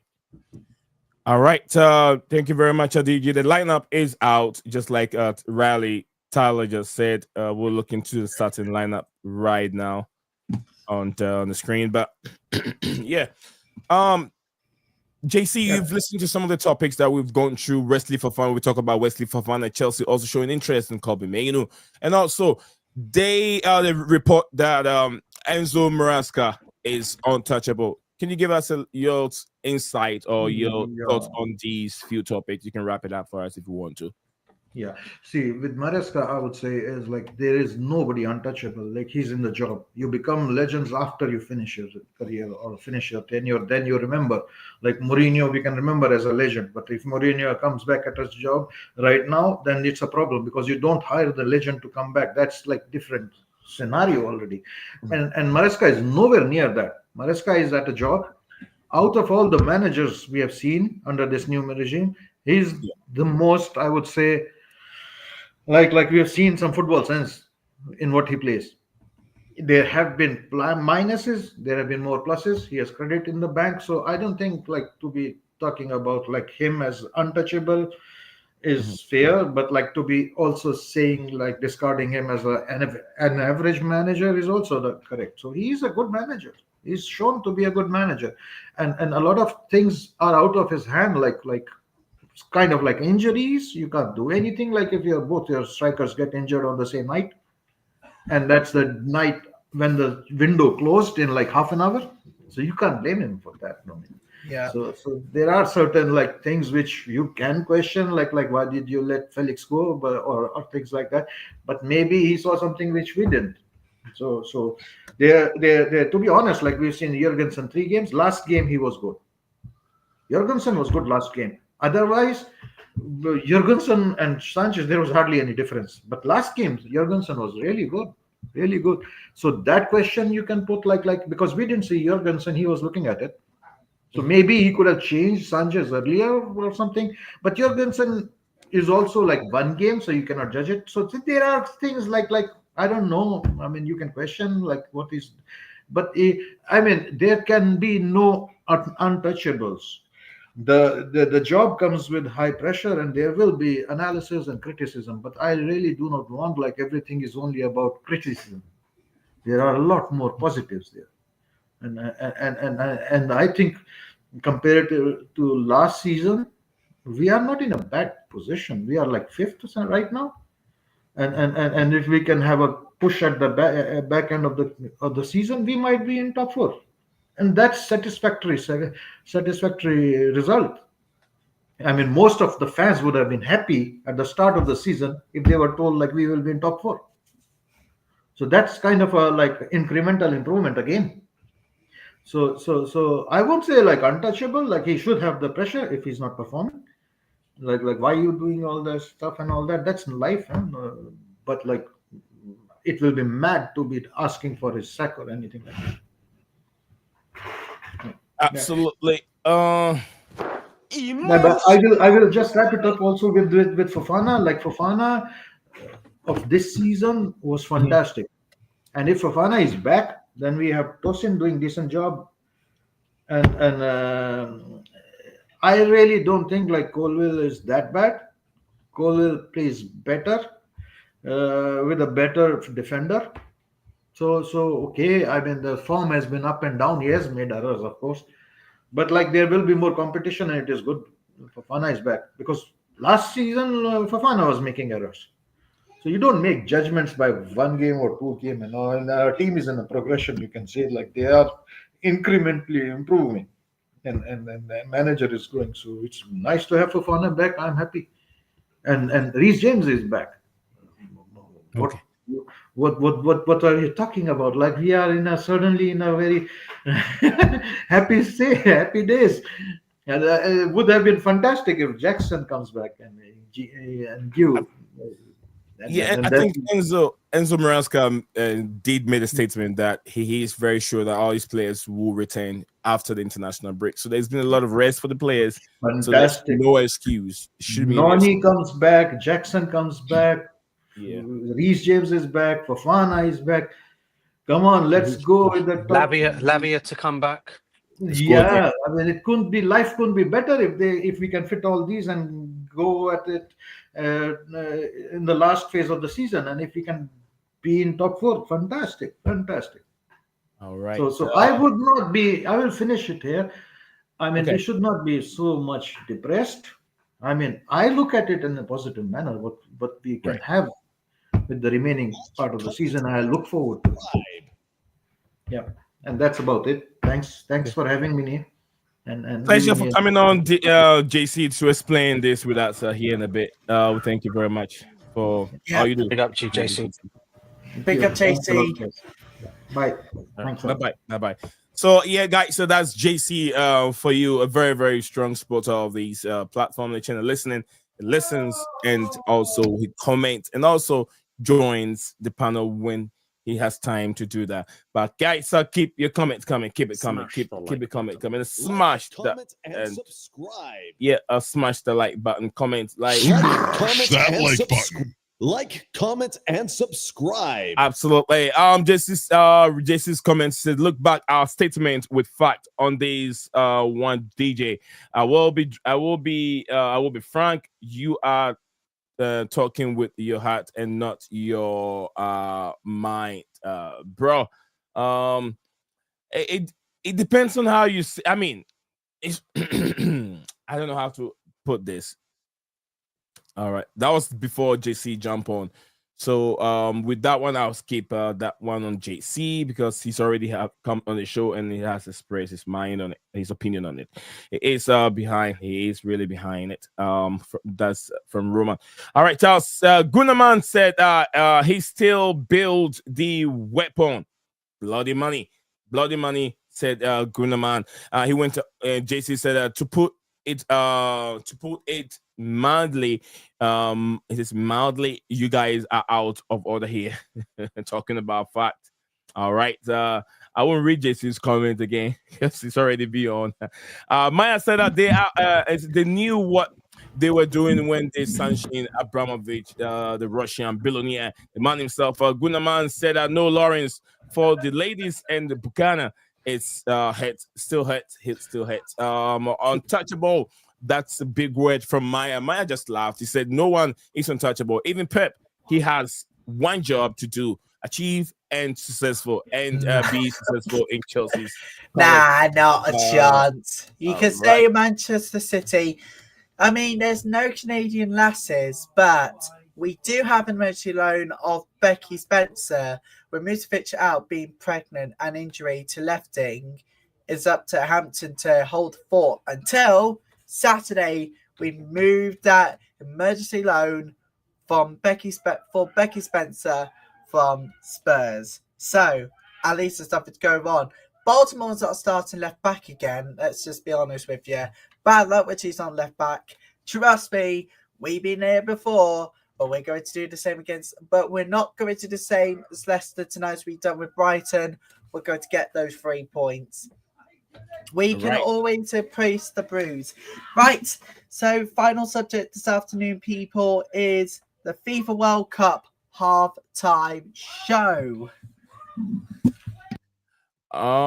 Yeah, we'll be getting there here in a bit. One from Gunnerman says Chelsea ladies cook. I think cook. He meant to say cook with no Canadian laces. All right. Thank you very much, guys. Thank you all for your comments. Thank you very much for your comments, guys. Keep it coming. Keep it coming. Keep the comments coming. We'll look into that. As we're looking at the starting 11 for the ladies. They will be kicking off. They will be taking on Leicester City here. The goalkeeper, as we see on the screen, is Hannah Hampton, who has been very, very reliable. He's been in the Three Lions. He's been a goalkeeper for the Three Lions. Also, Lucy Bronze, ex-Barcelona, now Chelsea. Chelsea member, footballer, plays for Chelsea now. Lucy Bronze, English international, ex-Barcelona, now for Chelsea. Then we have Millie Bright, captain ordinaire, yes, extraordinaire, Capitano El Capitano, Millie Bright there. Then Bijan, also Bijan is the one from I think it came from the French league. He came with Sonia Bompasta.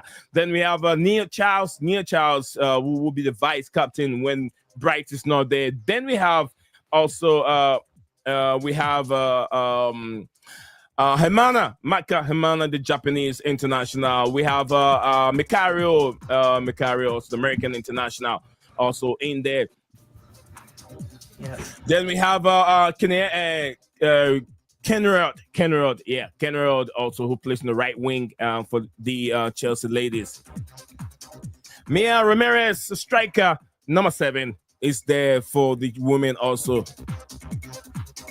And the last but not the least is Beaver Jones. Beaver Jones also in there for the women. Beaver Jones, you guys know much about Beaver Jones, local girl in there. All right, so we're gonna look at the substitutes. Also, there we have Spencer in there. Lawrence, Baltimore, Sandy Baltimore. Very, very tricky player. He plays as a winger, plays for left back for Sonia Bompasta.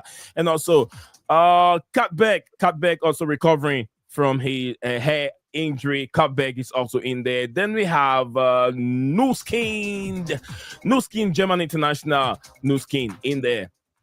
Then we have a captain also. I think she's a defender or midfielder like that. She's been banging the goals once in a while, but yeah, I think a defender. Then we have no one else but Lauren James. Mia Fisher is back.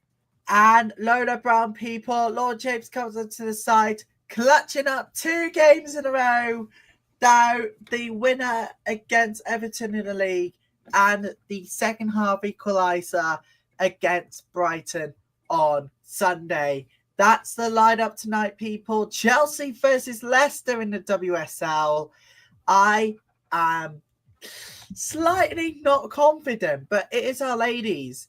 And, you know, the champions are made to work hard. So if we do get a win, we'll boost the confidence ahead of the Adobe Women's FA Cup quarter-finals on Sunday. Here we go, people. The lineup is out. Enjoy.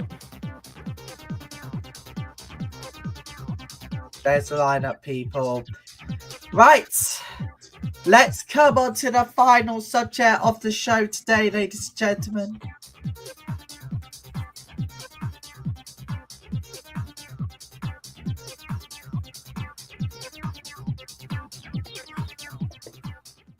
All right, Tyler, we're going to go back there. Let's hear what Tyler is trying to say. Let me get it when you're about to speak. Let me know so I can get the volume down or the music down so people can hear you. Right, there you go. Final segment in today's show, ladies and gentlemen, is the World Cup. It's the 2026 FIFA World Cup. Going to have a halftime performance for the first time ever, with Coldplay helping to pick a list of artists to perform. Now, as you know, the tournament will be co-hosted in the USA, Canada, Mexico, concluding with the final at the MetLife Stadium in New Jersey on the 19th of July. So, I want you guys to pick the artists that you want to see help Coldplay at halftime. I mean, it's something new that's going to happen. First time ever with a halftime show included. But my question is the relationship between Gianni Infantino and the current US President Donald Trump. I think he's trying to globalize, make soccer more popular in the world. And where can you do it? Nowhere else but America. Powerful nation. Everything is right here. They exhibit everything here in America. But we want to see how we're going to use this World Cup. They're going to use this World Cup to exhibit how the halftime show will look like in the World Cup, because the Club World Cup finals, Club World Cup will be hosted here with lots of teams, lots of English teams, French teams, Spanish team will represent live over here, and also Brazilian teams, Corinthians, we see Boca Juniors, all these teams in there is going to be here. So that will showcase what the halftime show, if it's going to be very interesting, they'll know it, and even the World Cup they can implement that. But the relationship between Donald Trump and Gianni Infantino, DJ, have you heard this of FIFA? No. Yeah, introducing halftime show in the FIFA World Cup finals. No, bro, it's something I've not actually seen today. Is that something that came out today? Did it? Yeah. If it has, Yeah. I've not seen I've not seen any updates on that. So I don't know what I can say to comment on it. Yeah, maybe you guys can just fill me in on it. No, but what do you think of halftime? Do you know much about halftime celebration or halftime show? No, not really. The only thing I know is the only halftime I know is how it comes on normal TV at halftime. They go to the studio. They talk about the game in the first half, and then it starts in the second half. That's all I know. Is as you watch here in the UK, that's how they do it. So any game that you watch on TV, after Yeah. halftime comes and the adverts come, they then go back to the studio. The guests and the person in the studio will then talk about the game, the goals that happened in the game, what happened in Yeah. the game. And then it goes All back right. to another break again before the second half comes. Okay, let me explain to you. This way different. If we talk about halftime show, I'm not so sure you're how familiar or how good you are with American football, NFL. Halftime show is they, instead of 15 minutes of regular halftime show for footballers, with American football you have more than 15 minutes.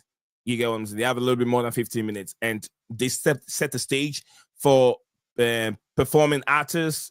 It could be maybe Elton John who come on the stage and perform "Candle in the Wings" or whatever he wants to perform on the stage. But they have to look for the hot artist who is trending at that moment. The billboards, number of billboard songs that can sell what they are selling on that football page, who can sell the football for them. So this the current Super Bowl, which is very, very common here in America. In Super Bowl, they had Kendrick Lamar. I'm not so sure if you've seen this viral song about Kendrick Lamar. Say Drake.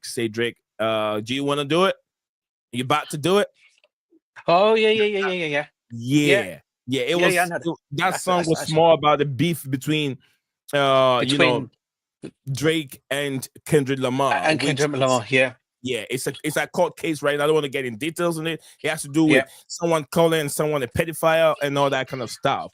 And then because of that, one person took the other to case. God. I can't get in details because it's still at court and they're working on it. So no one thought that a case that is being at court, Drake sued Lamar for calling him a pedophile. So in that case, Lamar took it upon himself and performed that show over 300 million or some people that were watching the Super Bowl live at that time and sang that song on the Super Bowl halftime show. So that is how big it is. We've seen so many performers, 50 Cent, Lil Wayne and all, Jennifer Lopez. All those people put up a show with different kind of settings and that's what they were trying to introduce. I remember the last Super Bowl, not the one just gone, but the last one. You had Dre, 50 Cent, Eminem. I think you had Mary J. Blige, Snoop, and all them on there. I remember that one. That was absolutely wicked. I love that from start to finish. How that started was brilliant, mate. That's what they're trying to introduce. I said this from beginning. Yeah, I said this from beginning also that a lot of Americans see soccer, your what you call football, they call it soccer, to be very, very boring.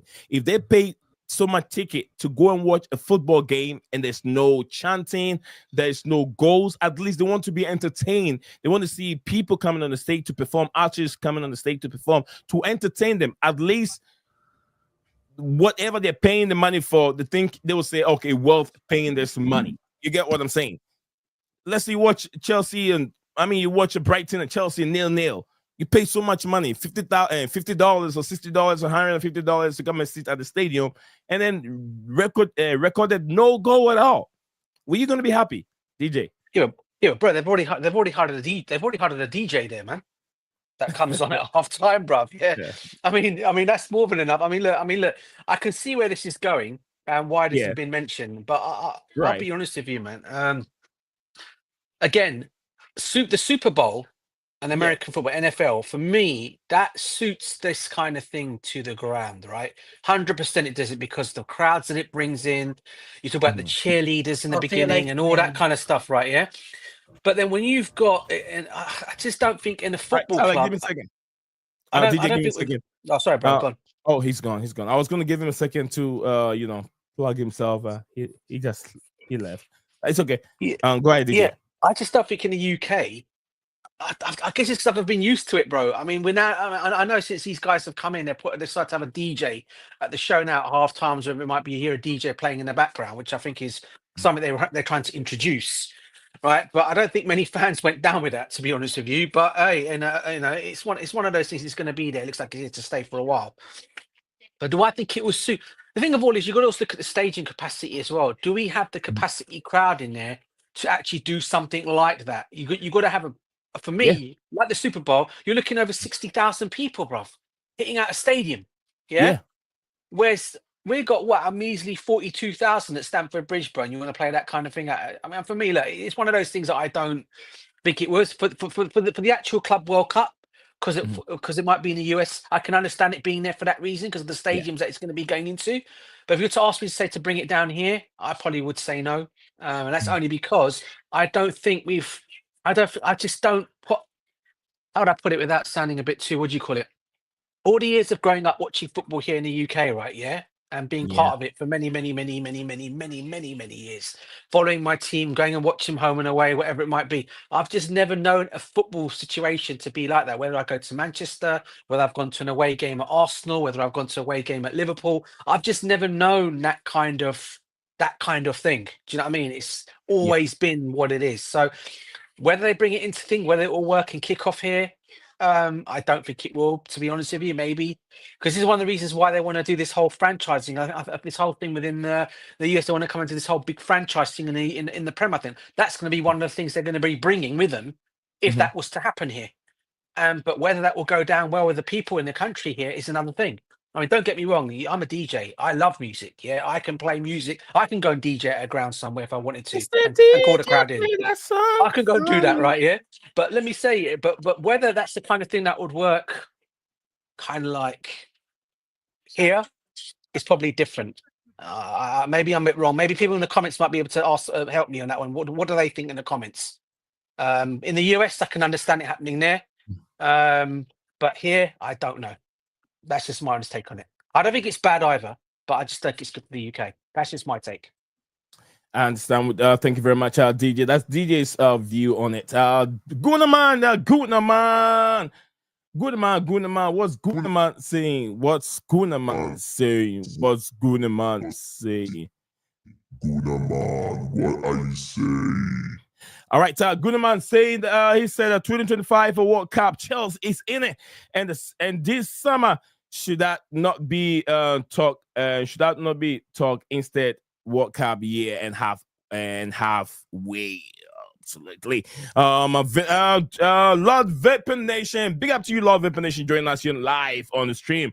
We're streaming on two platforms at the same time. We're streaming on X and YouTube. If you're watching us live, wherever you're watching us from, don't forget to be part of us by liking and subscribe, and also sharing the stream. Lord Vapor Nation said we need the players. Look, Maresca instead of experience until he gets the players. We will get full reflection of this team. His tactics isn't the best, but the players, some of them have potentials, which is true. I think he is also learning. Although he has won a trophy, he's still learning on the curve, because this is the highest job he's ever had in his entire career as a manager. Love Nations went on and said halftime show is Is it like celebrities performing music? I don't want a halftime show. Look, it's not part of your culture. I understand, Lord, but if you're in America, halftime show is the best, bro. It's the best. Unless you haven't, if you haven't enjoyed that, you haven't experienced that before, I will understand. But halftime show, bro, is the best. If you haven't, you watch a Super Bowl. And if you, I'll go back to YouTube or maybe TikTok and watch the halftime show, the current Super Bowl halftime show with Drake on the performing.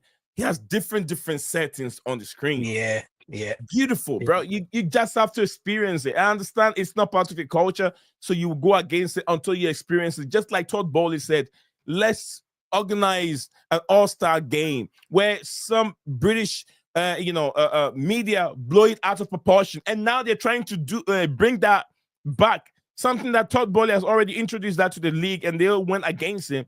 They're trying to talk about doing that. It's all about money. How can you bring money to the Premier League? That's all it's about. Entertainment. You want to entertain your fans? Okay, let me tell you this. A little example. I use 60 seconds to break it down for you. 20, 30 years ago, there were boxing fans. Now they have boxing fans and casual fans. How do you bring back those casual fans?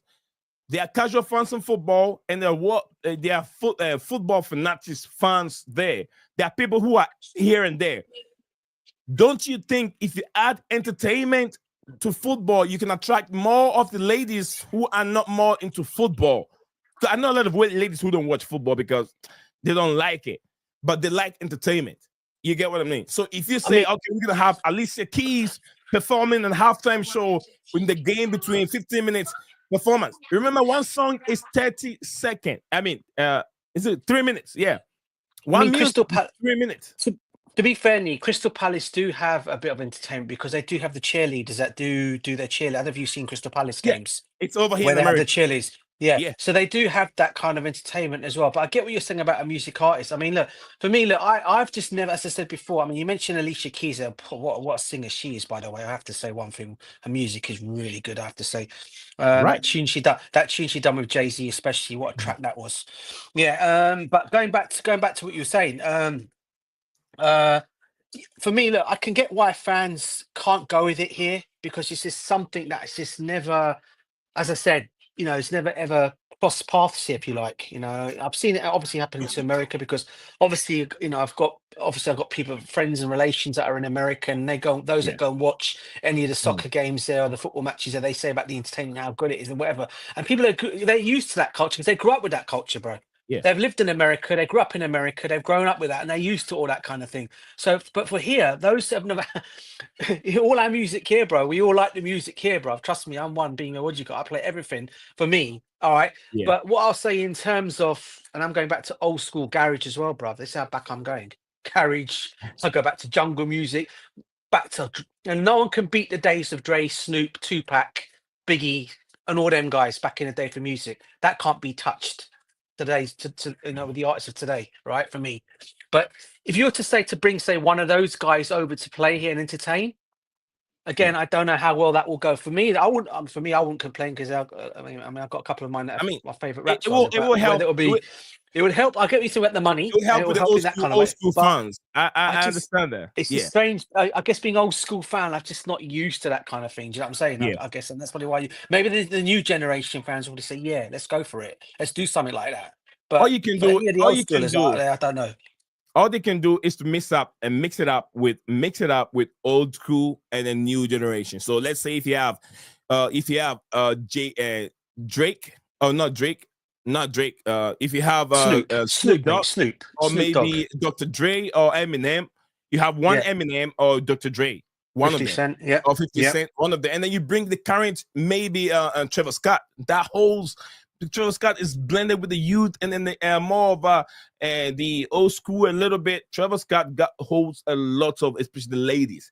So if Stamford Bridge, if people know Trevor Scott is coming to Stamford Bridge, tickets will be sold. Every ticket I even sold out. More or less, you're adding these people to your, would I say, I don't know how to say it, like your program for the day. The program for the day.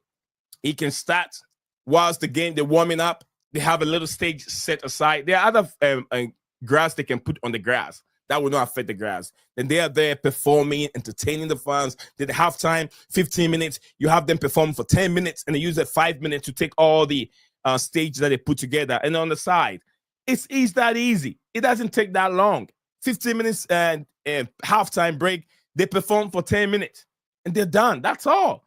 All the time you have this package there, you're going to have new people trip into the stadium each and every day. And I want to see that. I would love to see that. Our British people need to know how to make more money. Americans are doing it. Super Bowl ticket went for $50,000 a seat. Some suit was $60,000 to $70,000, and they all got sold out. There was no ticket that was being sold for $5K. No, $5K is the cheapest. You can't even get it, bro. You know, you're saying it's a money racket thing. I'm surprised Ipswich have not thought about that, because you know who their famous music fan is? Ipswich. Ed Sheeran? Spot on, bro. I'm surprised he doesn't perform. Sheeran. Yeah. I'm surprised they don't make Ed Sheeran perform. He's a massive Ipswich fan. They have to. And they've not even thought about it, have they? And I'm sure he would perform as well if he had the chance to. Yeah. I mean, I see him all the time watching games over there. He's always there. Constantly always there. Sheeran in the middle. Let him perform 10 minutes out of 15 minutes break. You set the stage as soon as the whistle goes. They set something small. There's small stages you can set on the grass, which will not affect the grass. And this guy jump on it. Ipswich, El Sheeran is at Ipswich. Today's program, he'll be there once a month. Make that happen. Get the best out of you guys. Have him for free. You see, bro. You see, for that, I can understand it being like a club like Ipswich, because let's be real, their pockets are not exactly massive, but that would help them in terms of getting that in there. But they obviously don't look at it as that kind of thing, because maybe they're looking at, maybe they're too old school and they don't believe, like I'm talking now. They're probably old school, thinking they don't believe in someone being down there back in how it should be football, without us having any of that kind of stuff there. Otherwise, they probably thought about that a time ago. You know, one of our famous DJs,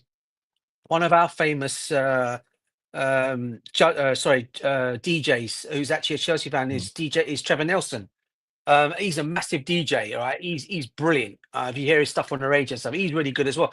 If they really wanted to have something like that at Chelsea, they could have asked him to come along and do something there if he wanted to. Do you know what I mean? So, but that again, they're not doing that kind of thing. It's just as I said, it's not a football thing in this country, I guess. Do you know what I'm saying? It's probably more in America because of the way it is in America, with the way the stadiums are just massive there. We know how the stadiums all out there. Oh, very. You're not just talking about football. You're talking about baseball. You also talk about basketball, bruv. I mean, that's got a mass obviously filled out as well. I mean, baseball. You're talking massive, man. Baseball, basketball, everything. It's all full up. That's how Americans are made supposed to be another revenue for the American community. It creates a lot of revenue. Basketball, and that's why it suits that. See, that's food. why it suits America for that reason, bro, because you guys are used to, whereas in the UK, it's not like that here. Do you know what I'm saying, bro? But it's only one sport. Would it be something that comes just? Let's make more money out of the sports. Let's make more money. Yeah. I mean, here in America, one sport hasn't dominated everything. It's all divided. 50 all around, and everyone is there, all packed up during the weekend. If I don't go to Detroit to watch a football game, I will be on my local ice hockey game, and it's almost about 85% full. Tickets are sold out. Ice hockey right here in Kalamazoo. Ice hockey is full. The place is full and entertaining. And the first 500 people that are walking, either they get something like a bobblehead or they get a hat free, or you get you can get on Wednesdays you get 75 cents for a beer, or maybe you can get fried aside, or you can get something very, very cheap in the first 500 people that walked in. So it's always full. That's another way of making money or getting the stadium full up. You get what I'm saying? $3 meal, which involve hot dogs and hot dog buns and also beer. You get what I'm saying? Another thing that they add into the package for you. But I get it. Gunaman said, Love Abinish said, why don't you do the celebrity performance before the game? It doesn't hold up very well. You can do DJ before the game, then halftime you bring celebrities in because sometimes before the game, not everybody sits up. Some people comes in a little bit late, or do the game start at 3? Some are maybe 10 minutes late, so they will miss the celebrity show. So you do it in the middle for 15 minutes break. Use 10 minutes for your break. Just experience that once. You know, I'm no good. And Sasky might have experienced it before. I'm sure he, because you know, Canada and America, they do similar things. So he probably knows what I'm talking about. So it's ASH Wednesday. What is ASH Wednesday? It's Ash Wednesday, bro. Ash Wednesday. Oh, Ash it's Wednesday. just Ash Wednesday. I'm a Catholic, so yeah. Yeah, same here. Yeah. So today we go there I think and then they grind the ash and then they put it on our head for us. Yeah, that's the one. Yeah. And you also then That's start you also start the fasting as well, depending on what you give up on. if that's something, I don't know if you do that as well, Neil, I don't know. You choose something to give up for Lent, as they say. I don't know if you have the same thing being Catholic. No, we don't do that. Don't you? Oh, we do that. It's something you do give up. Yeah, I thought it was me. Well, you wrote you're proper on Catholic, right? Yeah. So so you're not Christian, you're not Orthodox, full on Catholic. No, I'm full on Catholic, but Yeah, since I've been the Catholic church that is not close, it's not that close to me, so I go one of those charismatic churches for now. But once I get a chance, bruv. I got you. Yeah. I got you. Oh, okay, bruv. Yeah. All right. So Gruneman says 2-0 Inter Milan Lautaro Martinez Lautaro, sorry, not Llorente. Lautaro Martinez put Inter up to Drake Canadian. Yeah, we rock. Yeah, he's been murdered. He's been murdered. They put him on the side by Kendrick Lamar. All right, so long stream today, Nee. Sorry, I've been super busy at work. I'm sure super busy at work today. I apologize. It's hard to follow along. It's okay. I know. I want to explain it, so I already get it. I got one question for you, bro. Let me go to this three. Go for it. Sorry, go for it. Don't forget it. Don't forget your question. Don't forget I won't. JC's in there says, a question for you. How much entertainment can you squeeze in 13 to 15 minutes break? Now, if you want to expand break, I'm not having it. I won't expand it, but football culture is different. Let's stick to football. I can explain to you. A music track is just 3 minutes for a track to go on, and you got 15 minutes break. 10 minutes is enough for an artist to perform 3 songs and leave the stage, and then get a stage off, and then for others to come in. That's what they do. Football, they spend a lot of hours over there. I think more than 30 minutes. They don't get cramps. They do get cramps in the course of the game, but it won't make a difference. People say, okay, when the players have they warm up and then they go and sit down. I mean, 20 minutes is not bad for a player to come back and then warm up and then start training again, playing again. I don't think it's that bad. Okay, that's a question that came in. All right, I said football is a passion. Let's not dilute that passion with some concept can be arranged separately. Football is not a show. It's more than a show. It's entertainment. We all go there and say we want entertainment. DJ, don't we say we want entertainment from football? We want entertainment, and it's part of it. Do you know what, bro? That it is. But I get what JC's saying at the same time as well, because back in the day, before, let's be real here, until these managers, these younger managers that came into the game, they're the ones that have actually brought the entertainment to the game, because they've changed the landscape of football altogether. I'm talking about your Pep Guardiolas, your Jose Mourinho's, your men like that come and change the whole culture of football here, right? So now people are now saying it's an entertainment game now, because you're seeing teams getting smashed 6-7-0. So it's entertainment. Whereas again, back in the day, it wasn't always that. It wasn't what you call it. It was just someone to go to the game. You watch your game. You watch your team play. And if your team can actually thrash a team 2, 3, 4, 5-0, brilliant, you know. But it's football. It's even though they just go happy come that, oh yeah, we thrashed that team 5-0, fantastic. But no one looks at it as an entertainment value thing. Oh, that team was won 5-0. Yeah. Now it's become entertainment because of the way it's all gone now. Do you get what I'm trying to say, Nee? Yeah. So that is why now it's become the way it's become. So I can understand what he's talking from an old school perspective point of view, but the new generation, as I keep saying, the newer generation probably will now say it's called entertainment, because a lot of them say, "Oh, I now want to go to matches and be entertained." That's what a Mhm. lot of the fans are saying now. So that's the younger generation, I guess. But yeah, I get where JC's coming from at the same time as well. Yeah, me too. Me too. I'm just trying to convince JC, but he doesn't want to agree with me. Said no. That's a We want difficult one, mate. football. That'd be a difficult one. I know. Yeah, He's too JC set said in his we want ways. we want football people in our stadium, not fans who visit for celebrity. That's how you can get people who don't like that football to love it. You bring them by doing that. That we want football people in stadium, not fans who visit the celebrity. Visit because of celebrity. Saps need to warm up during break. I'm not having it. If they cannot because of some random dancing guy. JC. All right. Enough, JC. Enough. Okay. All right. Very, very interesting. DJ said, "Have a question for me." I'll let DJ go for that question. Then we can try and wrap up for today. It wasn't actually a question, bro. It's actually the Yeah. performance last night. I don't like talking about it because I don't like him, and I know the Sasky Gunner's going to be very happy that we're talking about it. What did you make of Arsenal last night, man? 7-1. No one's done that in the Champions League, bro. And We this is did no talk about striker. that. We did. We did talk about that I wasn't earlier. there. I wasn't there, Yeah, bro. we did, I wasn't there. Yeah, I know. I mean, I know. what was it? What did you guys think Ooh. of it? I mean, what do you make?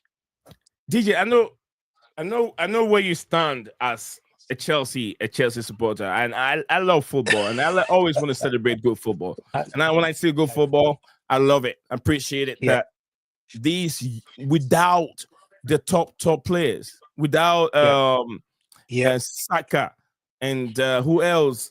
Who else? Kai Havertz and all of these players. Yeah, they skip 7 goals past PSV playing at home. That game is over. The game is over. But do you think? And I'm not taking the victory away from Arsenal, because even though I don't like Arsenal, you have to give credit where credit is due. I can't believe I'm saying this as a Chelsea. I can't believe I'm saying this as a Chelsea fan, but I have to. You got to give credit where credit is due, right? And I have to say, the two players that impressed me last night for Arsenal were the two kids that combined for that second goal, for Nawani's goal. The combination of those two kids, mate. What two players they are, mate. I mean, people talk about Saka. They're not missing Saka. I tell you what, is Saka going to get back into this team the way Nawani's playing? I don't know. I really don't know. He's been brilliant for them since he's come into that team.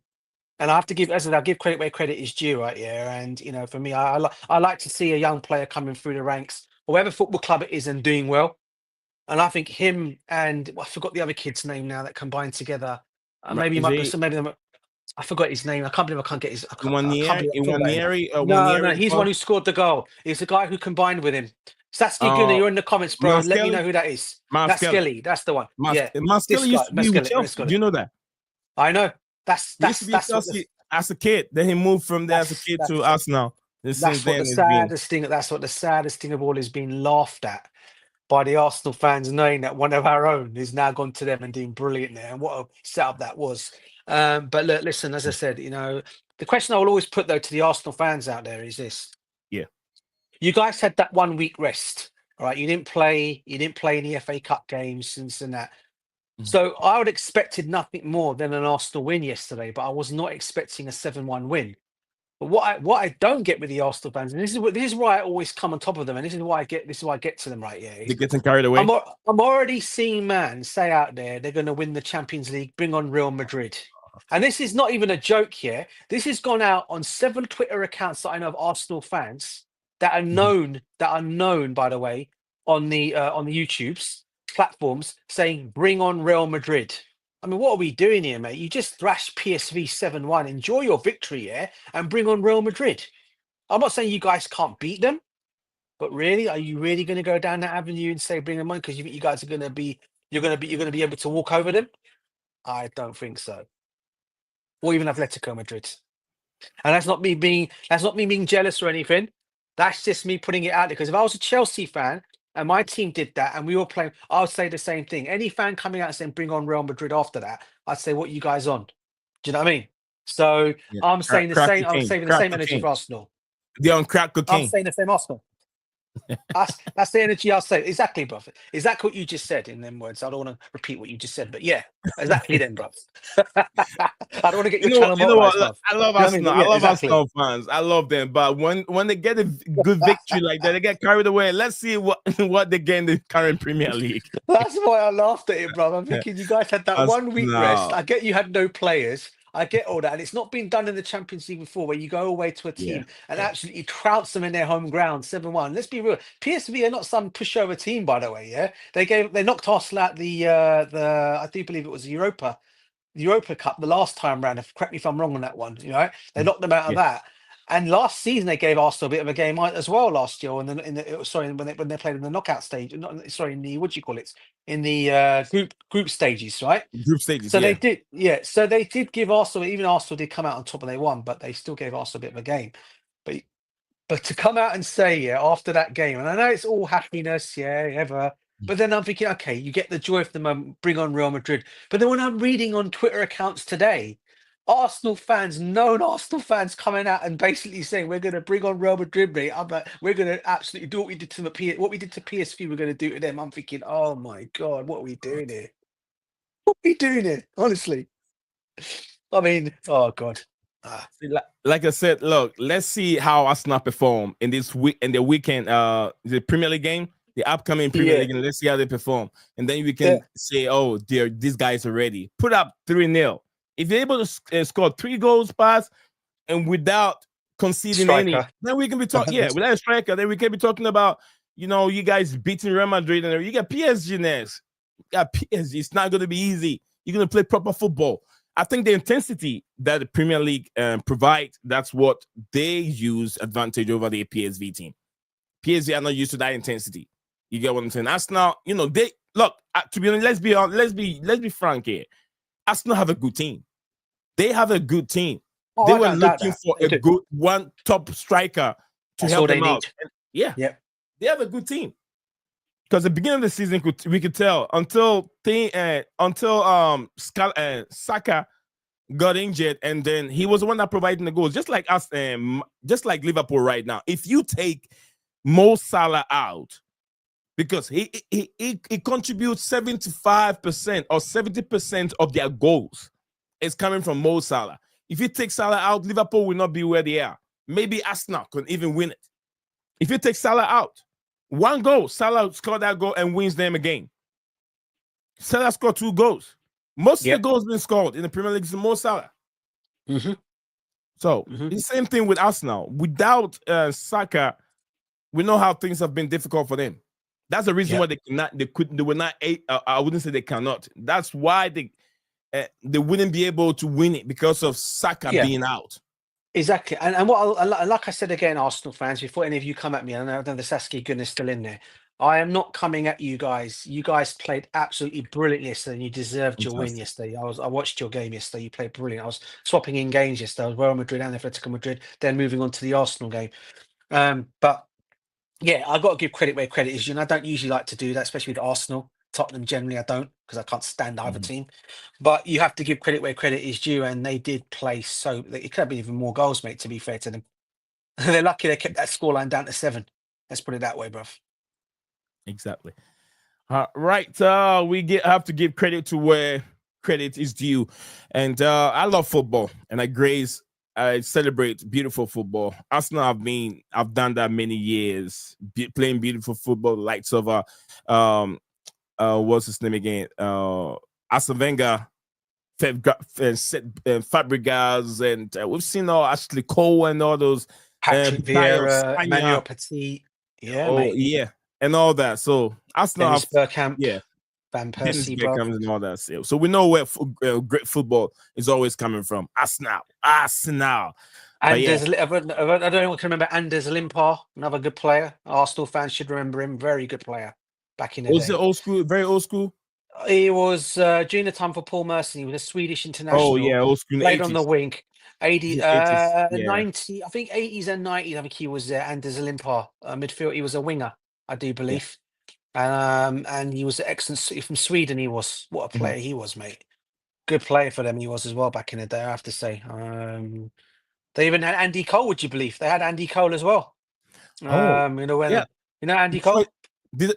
Did it move from there to United or from? And then and then I think he went to Newcastle afterwards, didn't he? If I'm right, correct me if I'm Yeah. wrong. I think he did after. But yeah, he did. He did. Oh, wow. He came through their youth, I think, Andy Cole. Yeah, so they've had some good plays over the years, Arsenal. You know, as I said, I think who's the other one? Mark Overmars, another one. Mark Overmars, brilliant player. I remember that World Cup where he excelled. It was so good. Mark Overmars. Oh, Yeah. Liverpool, man. I mean, Arsenal. He did, bro. He did. I mean, but listen, I mean, at the end of the day, like, as I was saying, as I'm saying to Arsenal fans, don't get too carried away. Brilliant for your result last night. Be happy. But come on, let's not go around calling out Real Madrid now, yeah? That's what you don't want to be doing. It's too early, bruv. It's too early, bruv. It's too early. Hopefully our team can do that tomorrow, Nee. We can come back and we can put 5 past Copenhagen tomorrow. It'd be nice, wouldn't it? Yeah. Cole Palmer gets a hat-trick. Be lovely. Hat-trick Cole Palmer. Yeah. Yeah, he gets That'll a be nice. hat-trick tomorrow, man. It would be nice. He needs some goals, though. He needs some goals. He needs Oh, wow. goals. He needs help, to be fair to the kid. Mhm. He can't do it by himself. He needs people, and when he does put the balls into the box, you got to have people to finish those goals off, mate. You know, But yeah. how many times we've seen him do that, brother, and it's not been finished. So Don't worry. His guy is coming. The guy that helped him out, Nicky Jackson's coming. Jackson, yeah, after the World Yeah. after the World Cup, sorry, after the international break. innit? Yeah. Jackson's coming, Yeah. so it will help him out. Yeah, he will have to, mate. All right. It's been very interesting, very, very interesting and entertaining stream. I want to thank you all that made today's stream a reality. DJ Sav, much love to him. Steven has to do something. Riley Tyler's always there to help out, and DJ also jump in also to engage with today's stream as usual. I always count on DJ. And we had JC also who came in, and everyone has been in the comment section there and get engaged. Sasky Man himself, God bless you. And everyone, we thank you all for coming on, making today's show a reality. DJ, a little Desperandos. And on to hope, everyone. And please, everyone in the comments, you know what to do. Smash the like and subscribe, please, as you always do, and that'd be great. Get this guy's ratings going up and up and up. What he does for the community. So big up to every single one of you. Regards to your family, Nee, and I'll catch you on your next stream, bro. Yeah, DJ, thank you very much. DJ, I told you I want to make the we'll talk about that later when we're free. We'll talk more phone. No worries. Or something. Yeah. All right, cool. Thank you. No worries. Peace out, guys. Take care. Peace out. All right, guys, so thank you very much. And this is where we end today's stream. 2 hours, 17 minutes of live streaming. Thank you. We'll move on. We'll see you guys again, same time tomorrow. Adios.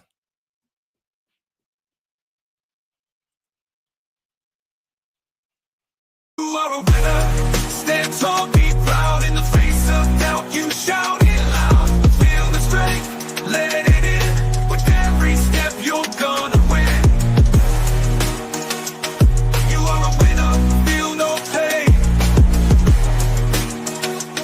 You are a winner, feel no pain. Yeah, I woke up feeling like a champion. Every move I make, I got the stamina.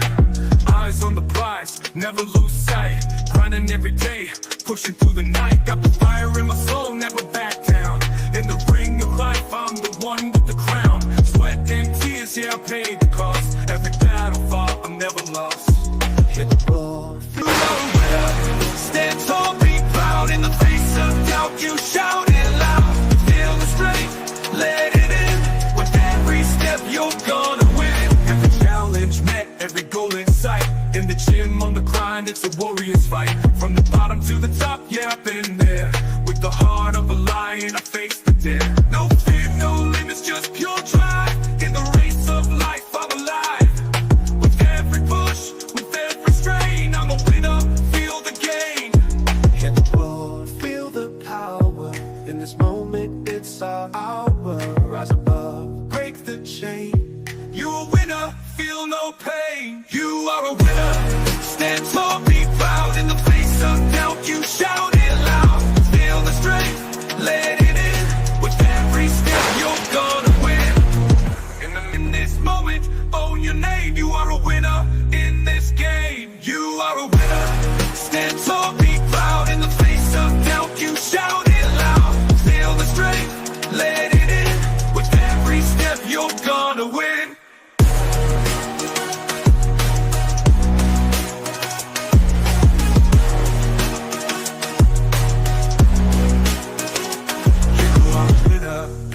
stand tall. In the gym, on the grind, it's a warrior's fight. From the bottom to the top, yeah, I've been there. With the heart of a lion, I face the dare. No fear, no limits, just pure drive. In the race of life,